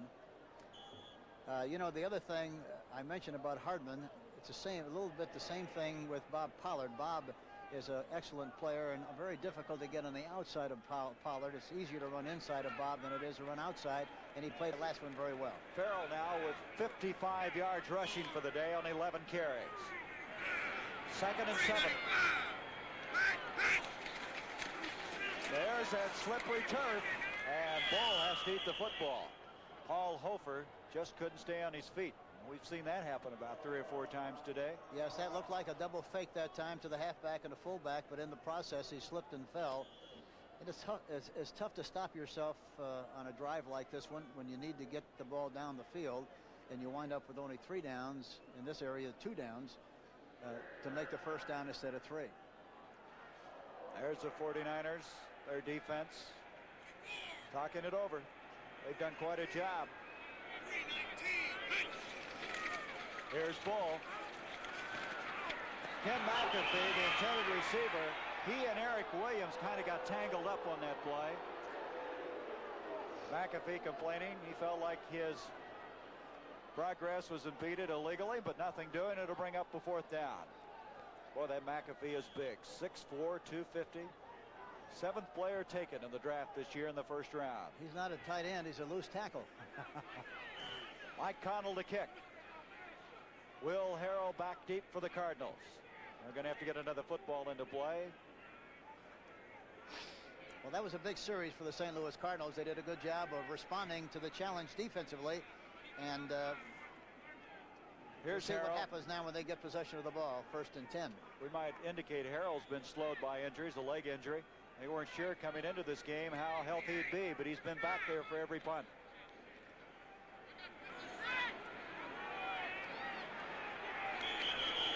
And I don't believe they got it underway in time. That's another delay of game. They didn't get it underway, and so 2 delay of game calls here in the 4th quarter. You know, the thing that happened there on the defense, the St. Louis Cardinals are moving people around trying to disturb the blocking responsibilities of the 49ers. There was a little indecision. O'Connor is on the field wondering what happened on the play, but that's exactly what happened. Delay of game, offense, 4th down. Well, they're taking advantage of those 3 rookies playing in the middle of that offensive line. Yeah, they created some problems, and as a result, they took a lot more time than they should have. So they'll try it again, except for the 5 yards back up the field. As for the 25 this time, Connell will kick. Connell, a rookie out of Cincinnati. He did not get that one very well. He hit it off the side of his foot. And it's going to be in the vicinity of the 37-yard line. So Connell did not hit that one well. And at the 10:39 mark of the 4th quarter, the Cardinals have it with a 6-point lead. The secret to getting ahead in business is staying cool, because somebody's always trying to pass you up, especially if you're renting a car. You see, I can walk through airports. I have an Avis Wizard number. Cool. Oh, Mr. Bell, that mid-sized car you reserved, we just rented the last one. What? So we're giving you a Buick LeSabre at the same rate. What? Well, that's the Avis policy. What a wonderful thing to do. Avis now features GM cars. Avis, we don't know another way. Ford introduces a new wagon for the American road. The all-new LTD Country Squire for $79. A new wagon with more driver convenience, more handling ease, more window area, and more passenger room than last year's Country Squire. This land is your land. This land is my land. The all-new Ford LTD Country Squire for $79. See it at your Ford dealer now. Well, let's check another score being played elsewhere. San Diego, Kansas City, they're all even. 20-20, 4th quarter of play. And the Dallas Cowboys are really having an afternoon. Look at that, 35-7 over Green Bay, and nobody's been scoring very many points against the Packers. No, but this is, you know, the challenge that the Dallas team has at this particular time is maybe just what they needed to get them out of the complacent attitude that they've had, and they could come on strong from here on in. That last kick by Connell was only 24 yards. So from the 36-yard line, the Cardinals have it. Wayne Morris. And Morris to the 40-yard line, a pickup of 4. We're going to bring up a 2nd and 6. Eddie Lewis making the stop. Jimmy Webb, an assist on the play. The Cardinals, as you mentioned, Hank, made a good defensive stand on that last series, and now the offense could put this game away if they can keep it moving now with 10-15 remaining. And I think they have to throw the ball a little bit more than they have, too. They're kind of sitting on this lead. But I think they can throw the ball when they want to, and I don't think they can just consistently run the ball down their throat. From the 40, a give to Otis, a flag on the play. Deerdorf that time was in motion, was leaning on the play, and we'll see what they call. You know, we should say that Deerdorf, when he got into San Francisco last night, had an abscess tooth. They had to take him to the dentist, have it drained, and he was there ready to go today, but he's had trouble with his teeth ever since he had his jaw broken a year ago. Illegal motion, number 72 offense, refused. So Dan back in there. They said he was able to eat shortly after he had the tooth worked on, I should say, and so he's in the lineup, and he has played this year with a lot of hurts and pains with a knee brace at times. He's a great player, and he finds a way to play regardless of what the injury situation might be, if it's at all possible. Third down, long 6 to go. Hart's got a lot of time, far side, Tilley. And you know something, I wonder if the wind could have affected that ball a little bit. It definitely did. It kind of blew it off course. Tilley leaped for the ball, and I think it took off into the wind and created a problem for him to make the reception. He was wide open. Gallagher is providing a rush. There's Webb, 74, providing some more pressure. And he throws the ball. He's wide open, but the ball just sailed right over the top of his head. You know, John Brody said that you'd play here sometimes, you couldn't believe what would happen to the football. All those years he was a San Francisco quarterback. Well, in a pregame warm-up several years ago, Jerry Wilson, our great punter, missed the ball completely in a pregame drill because the wind disturbed the drop of the ball so much. Mike Schumann with a fair catch. The 49ers with a football. 9:38 left in this game.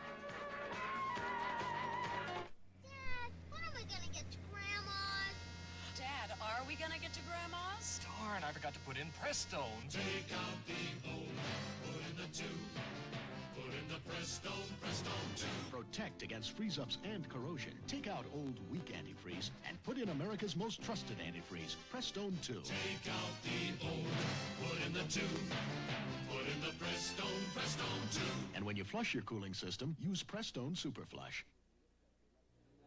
You have strange language in this country, like the name of this beer. And it's Bush Natural Light. Tastes good, but I need an interpreter when I order. I used to need an interpreter myself till I realized you don't need a whole vocabulary, just one little vocabule. Vocabule? Is that V or V? Just say natural. Beer tender. 2 more. Naturals. Coming up. Oh, you want clean glasses? No thanks. I wear contacts. While you're away, they found an ineligible receiver downfield on that last kick. So the Cardinals, after the 5-yard penalty, kick it over, and they're going to come away better for it. As they get a break, the ball rolls down to the 15-yard line. So the 49ers, wanting the Cardinals to kick over after the ineligible man downfield, backfires on him. Mike Schumann, 84, did a poor job that time. He should have caught the ball, signaled for a fair catch, but he shouldn't let it hit the turf and bounce like it did. They lost a lot of yardage on the play. There's a 50-yard kick, and Gary, the lights are on here at Candlestick Park. I tell you, it is dark here.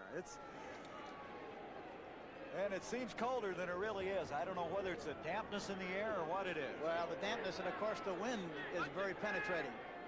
Just across the 15-yard line, the 49ers down by 6 points. 9:25 left in the game. They fake the end-around reverse. Complete to Paul Hofer. He's in bounds. Look out. He almost stayed in all the way. Horford did a magnificent job that time of staying inbounds. Well, he got hit a couple of times on the sideline and maintained his balance. Watch, they fake the reverse, fake the play action, fake the reverse, and then throw downfield to Horford, number 36. Watch him. Now he gets a shot here, but he stays in bounds. A poor tackle there by Carl Allen. Here's another shot. And he's finally knocked out of bounds by Ken Stone, number 23. 48-yard pickup on the play to the 38, and they're in business again. Here's Bob Farrell. Tim Carney catches him. A 48-yarder, and we have a man shaken up for the Cardinals at the 38-yard line. That's Bob Pollard, who's getting up very slowly. Is it hopeful? So, how this game has changed on the big plays. We've had a 48-yard fast completion both to Kenny Harrison and now to Paul Hofer as Bulls come up with some big plays in this game. And there were 3 other big plays that we mentioned several times, Gary, that Freddie Solomon dropped. There could have been at least 2 or 3 touchdowns. All right, the CBS Sports Spectacular next Saturday, 4:30 Eastern, 3:30 Central and Pacific. And look at what we've got coming your way. The NHRA World Finals from the Ontario Speedway. And that'll be followed then by the world's strongest men, as they're going to have the wrist roll, the 7th event, 100-pound weight. They'll lift 10 feet off the ground. And that'll be followed in by all the outstanding poker players in the country getting together in Las Vegas. As next Saturday they have the Hold'em final. And that's not a look at the big penalty makers in the NFL, but highlights of the 9th annual poker tournament from Las Vegas. Hold'em is a variation of 7-car stud and is especially popular in Texas, and a fitting finale for one of the biggest poker tournaments in the world. And back to defend his title is Doyle, Texas Dolly Brunson. Next Saturday on the CBS Sports Spectacular. Bob Bell will now come in to replace Bob Pollard at defensive end as Pollard goes limping off the field. Bull thus far in this game has hit 7 of 17, 143 yards and 1 touchdown, and there's your time remaining in the game. 2nd down, 9.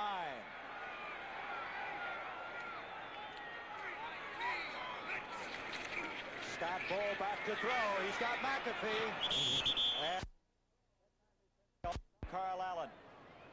That time they sent Freddie Solomon in motion from the outside in. He went up the field and broke to the outside, and he was wide open. Scott Bull did not see him on the play. And you can see Harrison coming back and talking to Bull. He spotted something.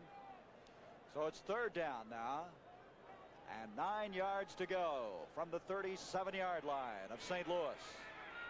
Steve Niels on that last play put some pretty good pressure on Scott Bull.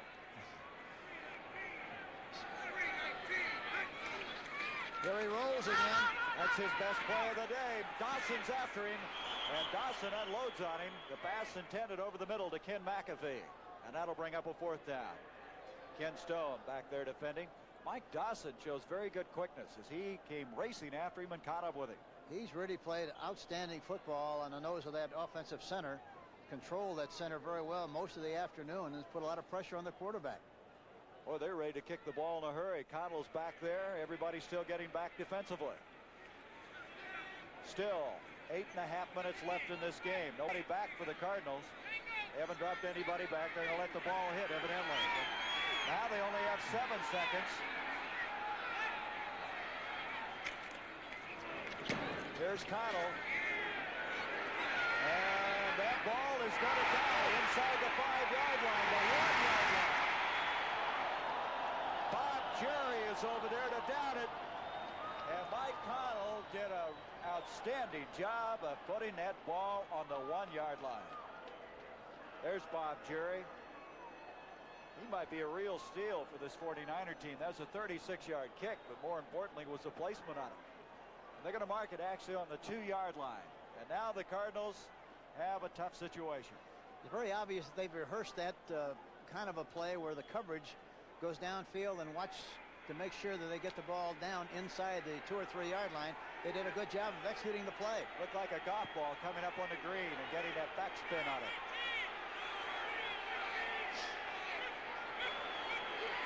Hart to Otis, and Otis is close to the 5-yard line.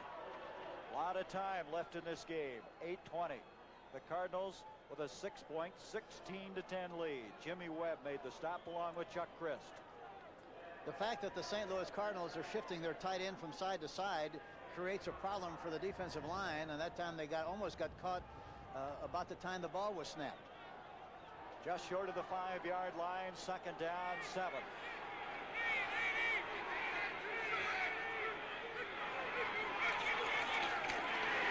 Give again to Otis. Otis, good. 2nd effort, and I think Jim has been shaken up. He's going to be all right. He just took a shot. Boy, that guy is tough. He is tough, and he fought through some traffic that time. He should have been stopped at the line of scrimmage, but got some extra yardage on just great effort. 2nd effort, Jim Otis. He's going to have to come out of there, though. Steve Jones checks in for him. So it's a 3rd down, 4 yards to go. Baltimore hanging on to that lead against Seattle, 17-14. Good time for a play-action pass here. Something to get the ball out of this traffic area. Let's see what they do. Mike to throw from his own end zone. Good protection. To Jones. And it's a 4th down. Steve Jones couldn't handle it at the 10-yard line. I tell you, that was a great effort on the part of the San Francisco 49er defense. It was very important to hold them on this situation, and they did. There's a lot of time left, 7:07, and they should come away with good field position after this punt. Well, Mike Wood, who's kicked very well, will have to do it again. The last time he kicked a 50-yarder. And now 3 men go back. Schumann, 84, is the middleman. Solomon to the bottom of the screen. And also Jack Steptoe is back there. A fine kick by Wood. Beautiful kick. Schumann at his own 47. And good reaction over there. Lee Nelson is the first to get there, and a flag has been thrown. A late hit it looked like on the part of St. Louis. Let's see what they call. You got to take your hat off to Mike Wood, who is a St. Louis native out of Southeast Missouri State. He's kicked the ball under pressure extremely well. A 45-yard kick that time. And into the wind that time, too. It was a beautiful kick, but there was a penalty on the play. A late hit, it looked like. Let's see what they call. 15 yards. And that'll move it to the 40-yard line. Let's see if he rolls out or does something. Personal foul, piling on, number 84, 1st down. That's Dave Steve. Here's the shot. He's on the ground, and Steve comes in on top, 84. Let's see if he rolls out or throws some kind of a play-action pass on 1st down. Here's Scott Bull on 1st down. Complete to Bobby Farrell. And Farrell has the ball stripped loose. And I believe St. Louis has it. They do. The Cardinals have recovered. St. Louis definitely has possession. He caught the ball. It was jarred loose. Tim Carney's got it. Yep. Ken Green was the guy that hit him, and then Tim Carney came up with it. Watch it. A play-action pass from the I formation. Makes the fake with his hand. Throws the ball out into the right flat. You see Dawson coming in, getting an angle. There you see Farrell making the catch. Loses the ball. And Carney recovers. So from the 38, the Cardinals get a new line. 6:45 left in this game. Hart to Wayne Morris. And about 6 red shirts get a shot at him and eventually get him. He still has to throw the ball some. He hasn't done that much at all. He hasn't had very good field position, but it's not bad here. And I still think he can throw in front of the defensive cornerback, Robertson, anytime he wants to, and especially on 1st down. So his forward progress will go to the 36-yard line, where he lost actually a yard, maybe 2 on the play. 2nd down. Let's make it 11 yards to go. They're bringing in a 5th defensive back as Jimmy Webb comes out of the forward wall. Gray, Tilly, the wide receivers. Cardinals got pretty conservative here in the 2nd half. Yes, they have. Here he comes. 2nd down, 11. Hart to Gray. And Mel Gray makes a big catch, and he just won't go down. He weighs all of 170 pounds. They can't get him down. And the other thing is, you know, they were fighting desperately to jar that ball loose, but he maintained possession of that in good shape, and the Cardinals have possession 1st and 10. Bob Jury made the tackle, number 26. But it was nothing more than a curl pattern inside. Good protection. Jim Hart throws it right on the money. He's in the open area. There were 5 defensive backs in the game. There you see Jury, number 26, tackling high, and the rest of the people trying to jar the ball loose. Danny Buns specifically, number 57. You can see Hart has thrown the ball 35 times, most of that though in the 1st half. 21 of them. And there's a give to Otis to the 45-yard line. Joe Harris making the stop. So a pickup of 3. It'll bring up 2nd down and 7. And that was a big completion as the time, as you can see, starting to get down to a critical stage. Yes, very definitely. And it becomes, you know, the time becomes an ally for the St. Louis team. And as a result, that was a very big play. Good reception. by Mel Gray. Jim Otis comes back out. Steve Jones is in the backfield with Wayne Morris. It has not been easy. It was 16-3, and all of a sudden, 49ers climbed within 6. Here's Steve Jones. And Jones to the 40-yard line. Dan Buns, the fine rookie middle linebacker, making the tackle. We have another overtime game today. Kansas City and San Diego. After regulation, all tied up 23-all. Earlier today, Washington in overtime won a game. You know, it's amazing. I think the Kansas City Chiefs have won their last 5 games in San Diego, but San Diego has won their last 5 games in Kansas City. So it's really been a wild encounter between these two teams the last 5 years. Third down, 2 yards to go.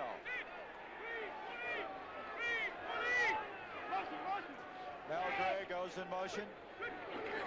Hart's going to throw. Here's Gray. Mel Gray. He went in motion, circle clear back over. He ran a long ways on that play. Yes, he did, and he had a chance to make the catch. He ran right away from the defensive back, but it was just a little bit too low. Play action pass on short yardage. There he's got plenty of time. Throws into the post to Mel Gray.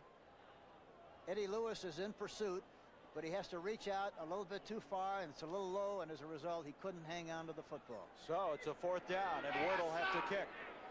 49ers still have time remaining, 4:27. That was a good call. You know, during the course of the game, you're in a 3rd and 1, 3rd and 2 about just 3 times in the game, and it's good to take advantage of that situation for the big play. Wood hits it, and they're going to have good field position as the Cardinals covered very well. The ball will be about the 10-yard line. So, 90 yards away, San Francisco trailing by 6. In Texas, we have a saying. It's not the size of the dog in the fight, it's the size of the fight in the dog. So when you see this little Black & Decker 5.5-inch circular saw in your store, don't be fooled. It's smaller and lighter than other saws, so you can handle it easily. But inside, it's pure teeth.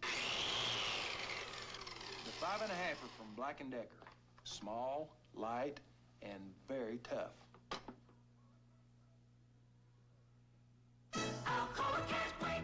Keeping our country beautiful and saving energy. 2 good reasons why Alcoa supports aluminum can collections. Recycling saves 95% of the energy needed to make new metal from bauxite. Today, 1 out of 4 aluminum cans is recycled and used again. Tomorrow, maybe 1 out of 3. Someday, maybe every one of them. We can't wait for tomorrow. Alcoa can't wait. Well, you can see the wind, and you can see the rain that continues to fall here in Candlestick Park. The 49ers have the ball at their own 10-yard line. 4 minutes, 18 seconds left. The 49ers still with a chance because the Cardinals missed that point after attempt early in the game, which left the door open for San Francisco, who trails by 6. Kenny Harrison, Freddie Sullivan, the wide receivers. Scott Bull has done a very creditable job at quarterback.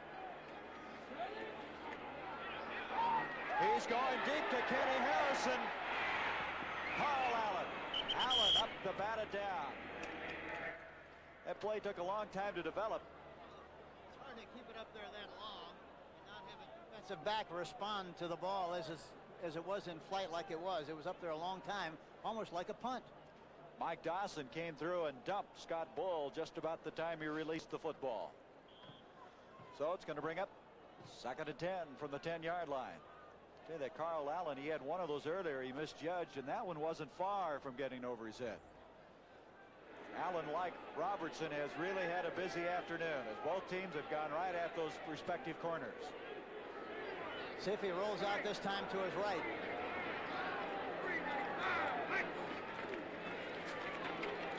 He's got McAfee, and the big tight end shows some good hands on that play. First down to the 32-yard line. Ken Stone made the tackle.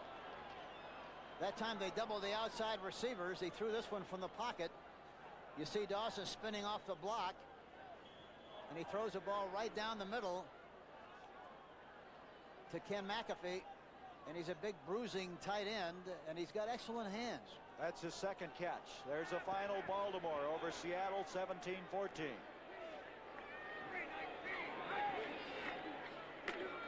Scott Bull. This is McAfee again, and all of a sudden a big tight end has become a primary target. He made a good adjustment on that. Now he rolled out to the right, and the tight end has been going out to the right. That time, instead of going to the right, he curled into the inside away from the traffic. They overran his position, and as a result, he was wide open in the middle. There you see Scott Bull reading it well.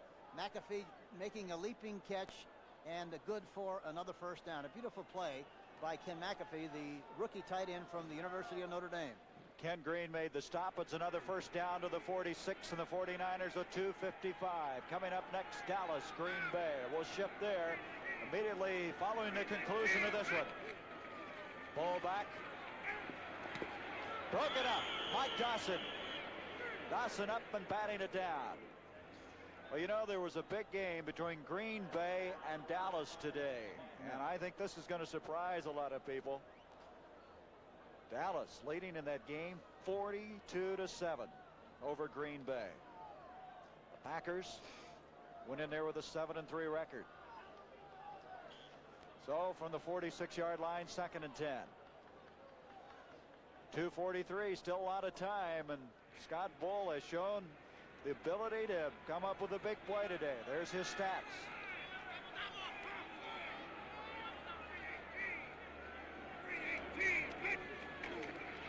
That's the rollout that he likes. And he hit hard. Boy, he really took a shot at the 50-yard line. Niels and Bell over there. That quarterback's fair game in those situations. Yeah, but he's a gutsy quarterback. He's done a lot of... Watch this hit now. He jumps over the top, and he finally gets a shoulder right on the sideline. But he responds well. He's back, ready to go back in the ball game and gets another play. I would assume, the coaching staff. You know, Hank, I would assume this young man's earned another starting assignment. He has given him some hope, I would think, at that quarterback spot. Oh, no question about it. And he played in the final game against us a couple of years ago, and we thought he was very impressive. 3rd down, 6 yards to go. Bull is 10 of 24 in this game, 184 yards. And Steve Niels hits him. Steve Niels, the linebacker, came up, wrapped him up. Big play. And the loss will be back inside the 45-yard line. That's the one way to stop the rollout, is to blitz the linebacker on the outside. That time Niels does blitz, and before he's ready to throw the ball, he gets to the quarterback and jars the ball loose and almost recovered it. But the 49ers now have to punt with 2 minutes and 20 seconds left in this game. That's the 6th sack of the afternoon for the Cardinals. As on 4th down and 13 yards to go, Connell will kick. 2:10 as we approach the 2-minute warning.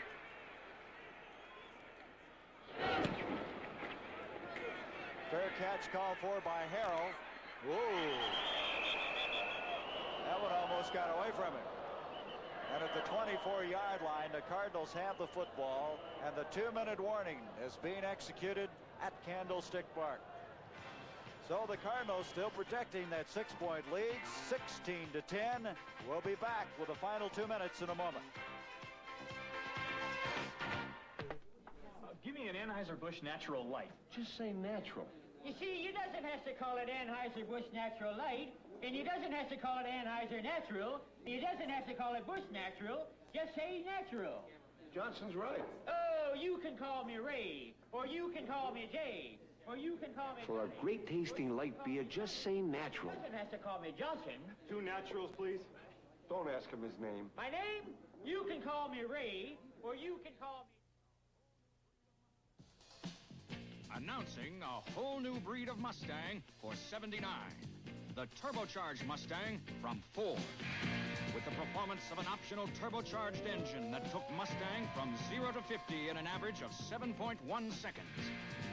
Precise handling from sports car features and more. Mustang Turbo in 3-door and 2-door models. Capture one at your Ford dealer now. Well, that was a 33-yard kick that time by Connell. And at the 24-yard line, the Cardinals have it. Thanks to our spotter, Bob Coffey. Also our statistician, Joe DeLoach. And spotter Al Cusick for their fine help today on a cold, damp, rainy afternoon here at Candlestick Park. Pat Tilley and Dave Steep for the wide receivers of the Cardinals now with 1:58 with which to kill and to hang on to what would be their third win of the year. Third in a row. Here's Otis. And Jim, who's had a tough time with the footing, couldn't go anywhere, and the 49ers are going to use a timeout. That would be their first, so they have 2 remaining. Been a kind of a tenacious football team, and they're hanging on to it right now. So we've got a timeout here with still 1:54 left to play. Okay, Atari, let's see your best pitch. You're out, Rose. I quit soccer to play Atari. You need more practice, Haley. You can't keep me in here, Atari. The Atari video computer system is 20 cartridges with 1,300 game variations you play on your own TV set. Don't just watch television tonight. Play it.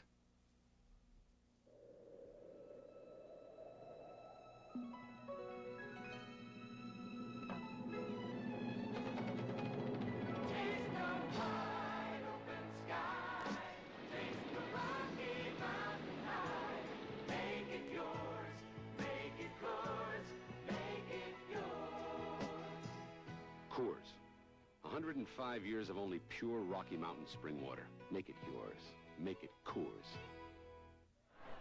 Second 11 for the Cardinals. You see the timeouts remaining. The 49ers using their first. Jim Hart going to throw on second down. He just got rid of that one. Nobody could clear on it. It looked like Ransom was his primary receiver, but he couldn't shake the coverage of Bob Jury. Yeah, Jury was all over him like a piece of abalone. Like a piece of abalone. He really was. He had no chance to go upfield on that play. You wouldn't eat any of that abalone last night. No, it sticks to you. You can't swallow it. Third down, 11. And a minute 47. So this issue has not been decided yet. If the Cardinals don't convert the first down, 49ers have some time. Third down, 11. They got a blitz coming. Everybody coming. Here's Gray. Oh, my. Bell can't hang on. And that's 2 of them very, very close for this fine wide receiver. And he's drawing a little attention now from the near sideline. 49ers, that's a tough place to land, right in the middle of the enemy camp. That time they had a blitz. They had the right play. It was before. Beautiful kick. Boy, what a job by this Mike Wood. From the 30-yard line, here comes Schumann. He's going to get out of bounds. Schumann hit by Ken Green, and I think Green's played as well as he's played all year long. Over there, and 1:30 left in this game, as you see it on your screen. And now from the 30-yard line, 70 yards away, the 49ers. The wind's picking up. The rain is falling with more intensity. After a 47-yard kick by Mike Wood, the 49ers have their work cut out for them. Next week, San Francisco meets the Rams. Next week, the Cardinals meet the Washington Redskins, and Hank and I will be there at RFK Stadium. It's a good place for a draw play. I don't know what they'll do, but they'll be expecting a throw. No, he goes back and throws the ball. There's Harrison, picked off. Lee Nelson. Lee Nelson to this first interception of the year. And Nelson tucks it away, and with it, a victory apparently for the Cardinals. Lee Nelson has had a tough time this year. He's had knee trouble. He has a lot of fluid on his knee with a big interception. Scott Bull this time goes back into the pocket. He's been rolling out an awful lot. He throws from the pocket this time. He tries to throw inside, and it goes way over the top of the head of Kenny Harrison, number 83, and you see is intercepted there by Lee Nelson, number 38. And so with now a minute 19 left, the Cardinals have the ball just across their own 48-yard line. Steve Kelly, the wide receiver. Hart gives off to Steve Jones. Jones into the 49er into the field. And let's see, we're going to have another timeout called by the 49ers. They have one remaining. Dan Buns making the tackle. I believe there's a flag on the play. There is one. That was right around where the tackle was made, and it's going against San Francisco. It's going to be 15 yards, probably unsportsmanlike conduct. You know, one thing you have to say about this 49er team, they're much more impressive this time than the last time we saw them play. And I think Scott Bull has made a very good contribution to the offensive scheme of things and looked impressive in this game against the St. Louis Cardinals today. And in all fairness to him, there were 3 big passes that were dropped that should have been caught. Absolutely right. So from the 34-yard line, a personal foul. Did not pick it up off of the microphone, but a 15-yarder. Did not turn the switch on. So Steve Antilli come out again as a wide receiver. They're going to run to the left. Looks like they might. Let's see. There's a give to Jones again. And Jones pounding ahead, and the 49ers now will use their final timeout. So with a minute 7, it's just about all over right now. And this reminder, be sure now and join us on CBS for 60 minutes, 7 o'clock, 6 o'clock Central and Mountain. If you're a collector of anything, it really will be a program of interest to you. And then The Word will follow that. David Jansen, a very popular performer, will be in an all-star cast in the premiere of Irving Wallace's The Word. And then Dallas follows the movie. And tonight, the Ewing women are really concerned about reports that Bobby and Junior are missing in a plane crash. 60 minutes, The Word and Dallas, all tonight on CBS. And speaking of Dallas, we'll have that coming up next. The Cowboys and the Packers from Milwaukee will be shifting there. Hope it's a little bit warmer, not as wet there as it is here. It's cold, I'm sure, though. However, a team that's hot as Dallas, as they are really rolling in that football game.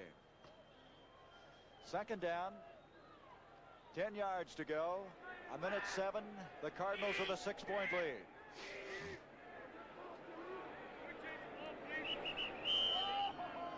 Now what's the problem? Hart spots something. I guess they have the wrong football in there. So they'll bring another win. So the Cardinals winning here today would win 3 in a row. They would go against Washington. And they could really have something to say about that NFC Eastern Division because they still have the Giants and Eagles to play, as well as the Redskins. Yeah, it's a long way from being over as far as the race is concerned. Wait a minute. Joe Harris made a bone-jarring tackle. The ball is fumbled, but I believe the Cardinals got it. Boy, what a hit was put on that time. Let's look at this one again. Watch the shot.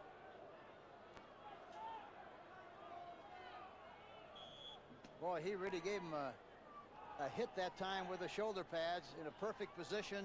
Great leverage. Was it a quick whistle? I think the ball was dead. It looked like he was down. Yeah, I think he was too. 50. Joe Harris blitzing on the play and really made a great hit. 3rd and 11. There's your time remaining. 3rd down, 11. 49ers have no timeouts. Well, according to the scoreboard clock, they have 1 left. But we had them out of timeouts. And now they're going to take a delay of game call. The Cardinals using up the 30 seconds. And so they'll step off 5 yards back out to the 40-yard line. It is really raining now like it's serious about it. Delay a game. Couldn't quite pick that one up, but Gene Barth and his crew doing a fine job here today and under some less than ideal circumstances. This weather raining since we started the game. 3rd and 16.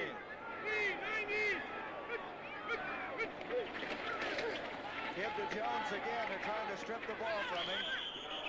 And he stopped at the line of scrimmage, and now they'll call the last timeout, I'm sure. That's right. We had him earlier for one, but now that I think about it, that timeout was then followed by a penalty, so they did not use that timeout. And now they have used their 3rd and final timeout.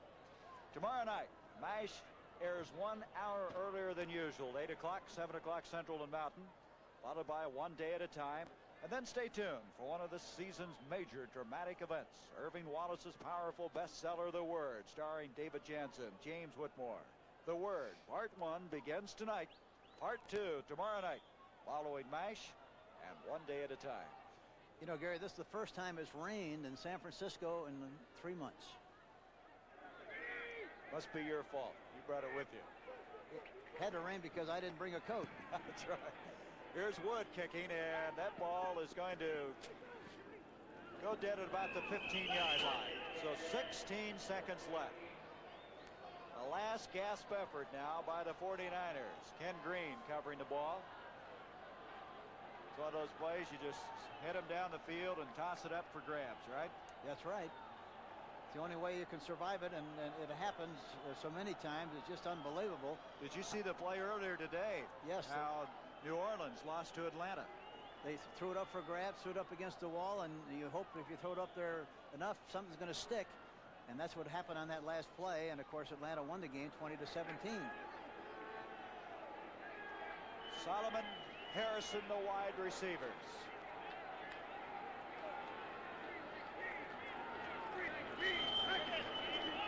Scott Bull throwing.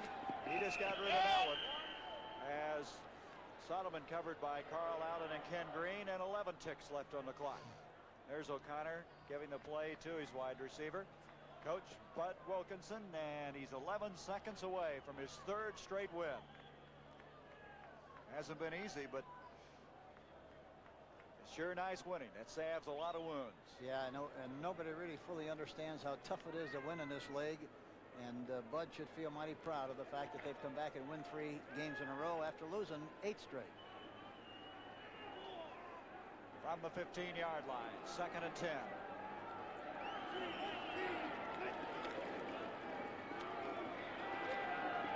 This is Solomon, and he dropped yet another one. Boy, he has had some afternoon to forget about. You know, the one thing about Solomon, you know, he's been trying to catch the ball in his arms rather than in his hands. He's done it on all 4 occasions, and on all 4 occasions, really has dropped the football. But he's not catching it with his hands at all. You see, I think he's desperately trying frantically to make the catch, and as a result, he's trying too hard and is not using his hands at all, but trying to use his body and his arms to make the catch, and hasn't succeeded in doing a good job. He's got to be psyched out now. Oh, it's tough when you have that kind of a day. It's like a guy playing shortstop. He makes that error, and then the next ground ball, he gets to doubting himself. Well, that's the one thing about being a pro. You can't worry about the last one you missed. You got to come back strong and catch the next one, and I'm sure that's been a problem with Freddie Solomon. Well, this is probably the last play of this football game. Ball gets it off to McAfee. Well, we're going to have no time remaining. That's it. So it's all over from Candlestick Park.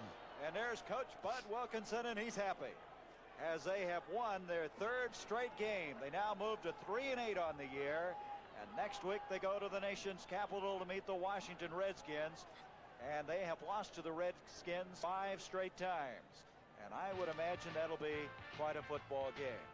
Well, our thanks to our producer, William C. Barnes, our director, Bob Dunphy, our associate producer, Wally Miller, and our manager of field operations, Brooks Graham. Jay Fairman, our technical director. Audio, Dick Oldaker and Mark Radulovich. Thank you, gentlemen, for your help here today. The St. Louis Cardinals defeating the San Francisco 49ers 16-10. This is Gary Bender saying so long for Hank Stram, where once again it was 16-10 St. Louis.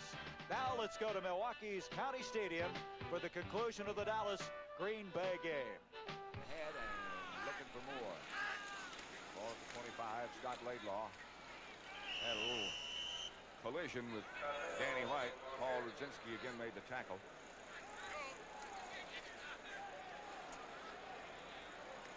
Those of you who've been watching St. Louis and San Francisco and the Cardinal victory over the 49ers, welcome to Milwaukee County Stadium, where Dallas leads Green Bay 42-14 with 3:22 left to play. Pat Summerall with Tom Brookshire. I think everybody thought it would be very close, or this could possibly have happened.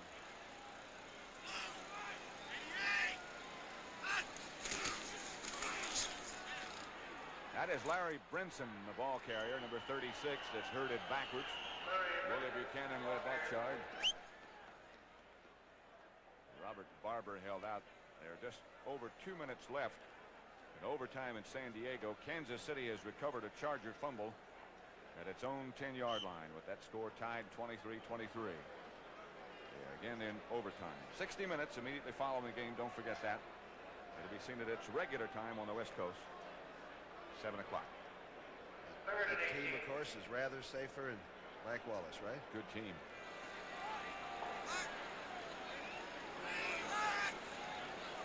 Third and 18.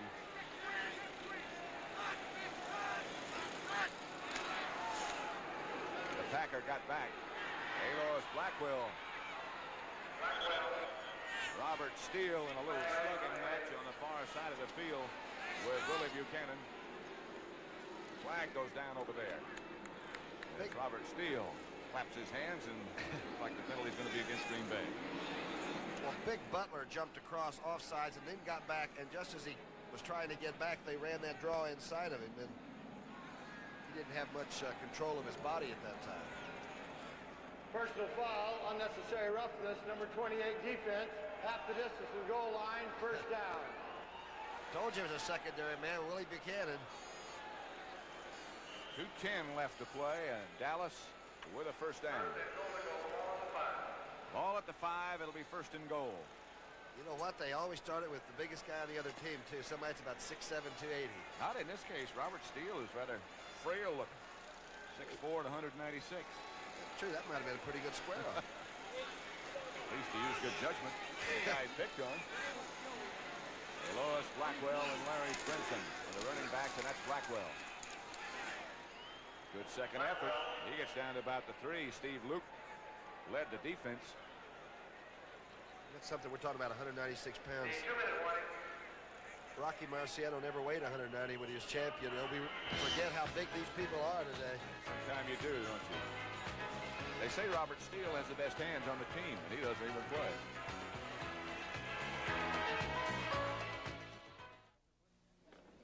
Give me an Anheuser-Busch Natural Light. Just say natural. You see, you doesn't have to call it Anheuser-Busch Natural Light, and you doesn't have to call it Anheuser Natural, and you doesn't have to call it Busch Natural. Just say natural. Johnson's right. Oh, you can call me Ray, or you can call me Jay, or you can For call a me great tasting light beer, just say natural. But you doesn't have to call me Johnson. 2 naturals, please. Please don't ask him his name. Name? You can call me Ray, or you can call me... Announcing a whole new breed of Mustang for '79. The turbocharged Mustang from Ford. With the performance of an optional turbocharged engine that took Mustang from 0 to 50 in an average of 7.1 seconds. Precise handling from sports car features and more. Mustang Turbo in 3-door and 2-door models. Capture one at your Ford dealer now. Second and goal at the 5 for Dallas. The Cowboys already lead 42 to 14. They entertain New Orleans next week. Just looking through the glass, Gary Knaufel, a former Packer receiver, is working in the booth next to us, and we played against one another here in 1958. Now, that's a long time ago. 20 years. It was a great offensive game. I think it was like 3-2 or something like that. Hank Aaron was then playing the outfield up here. Reasonably good. At the 5, it's second down as Brinson shifts back. And he'll block for Blackwell. Lois gets down to about the 3. Terry Jones, number 63, was the first. Here's the Cowboys. Get a chance to look at some of their reserves. Andy Frederick is one tackle. They're still shuttling guards, Rafferty and Burton Wallace. Donovan is still playing. This is the most points the Cowboys have scored for a while. Randall is one of the offensive guards. I think it is.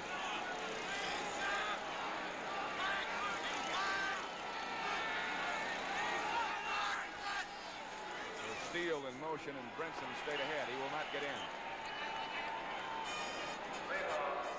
Rudzinski. These programs will be seen in their entirety this evening. 60 minutes whenever this game is over, followed by The Word and then by Dallas. And on the West Coast, again, you'll see all in their entirety, beginning at the regular time on the Pacific Coast at 7 o'clock. Bob Daly has been our very astute director today for this broadcast, and the producer, also very astute, Perry Smith. It's the all-time Dallas rushing record for a game. Used to be 286. They do not make the touchdown. The Packers stop them, led by Terry Jones. And Green Bay will take over. 26 seconds left. The Dallas record will be improved to 7-4. And they'll still be a game behind the Washington Redskins. Minnesota has already won today. And they will be tied with the Packers at 7-4. 315 yards rushing and 234 yards passing. That's an offensive afternoon. That's a final score. They won it in overtime. The Redskins did. Detroit, a good offensive day, beat Tampa Bay. Philadelphia 17-9 over the New York Jets. The Eagles aren't out of it yet. Bobby Douglas running around in the end zone being chased by David Stalls and Randy White. And herded out of bounds. 18 seconds left to play. Most points the Cowboys have ever scored are what?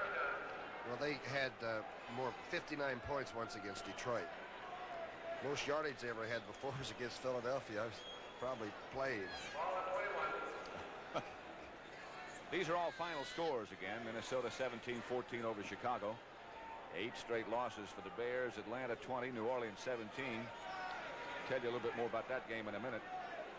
Baltimore beat Seattle 17-14. Our information is that New Orleans was ahead 17-6 with only a minute to play. And Atlanta won. James Lofton, the intended receiver, and the clock stops with 12 seconds to play. I'll tell you, Atlanta's defense is never the same thing twice. They come at you from the bench and everywhere. Oh, boy. With what looks like 15 men instead of just 11. I think Lehman Bennett's done a great job down there. Oh, yeah.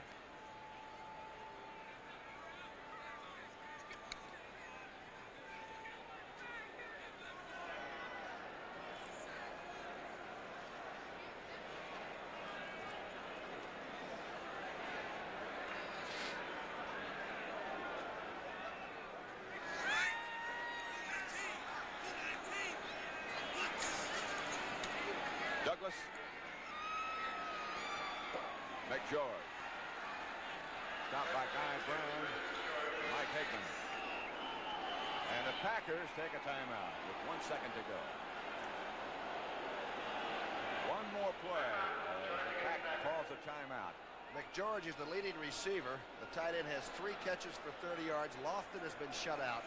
Andre Thompson has 1 and Odom has 1, the touchdown pass. So they've completed just 5 passes. The Packers. 5 of 25. A good defensive day for Dallas. They've shut down Middleton with 9 carries for 29 yards. Marty Smith, who'd been averaging 5 yards plus for the last 4 games, had 3 carries for 6 yards. Galbraith 19 yards and 4 carries. That is defense, huh? At its best. This will be the last play.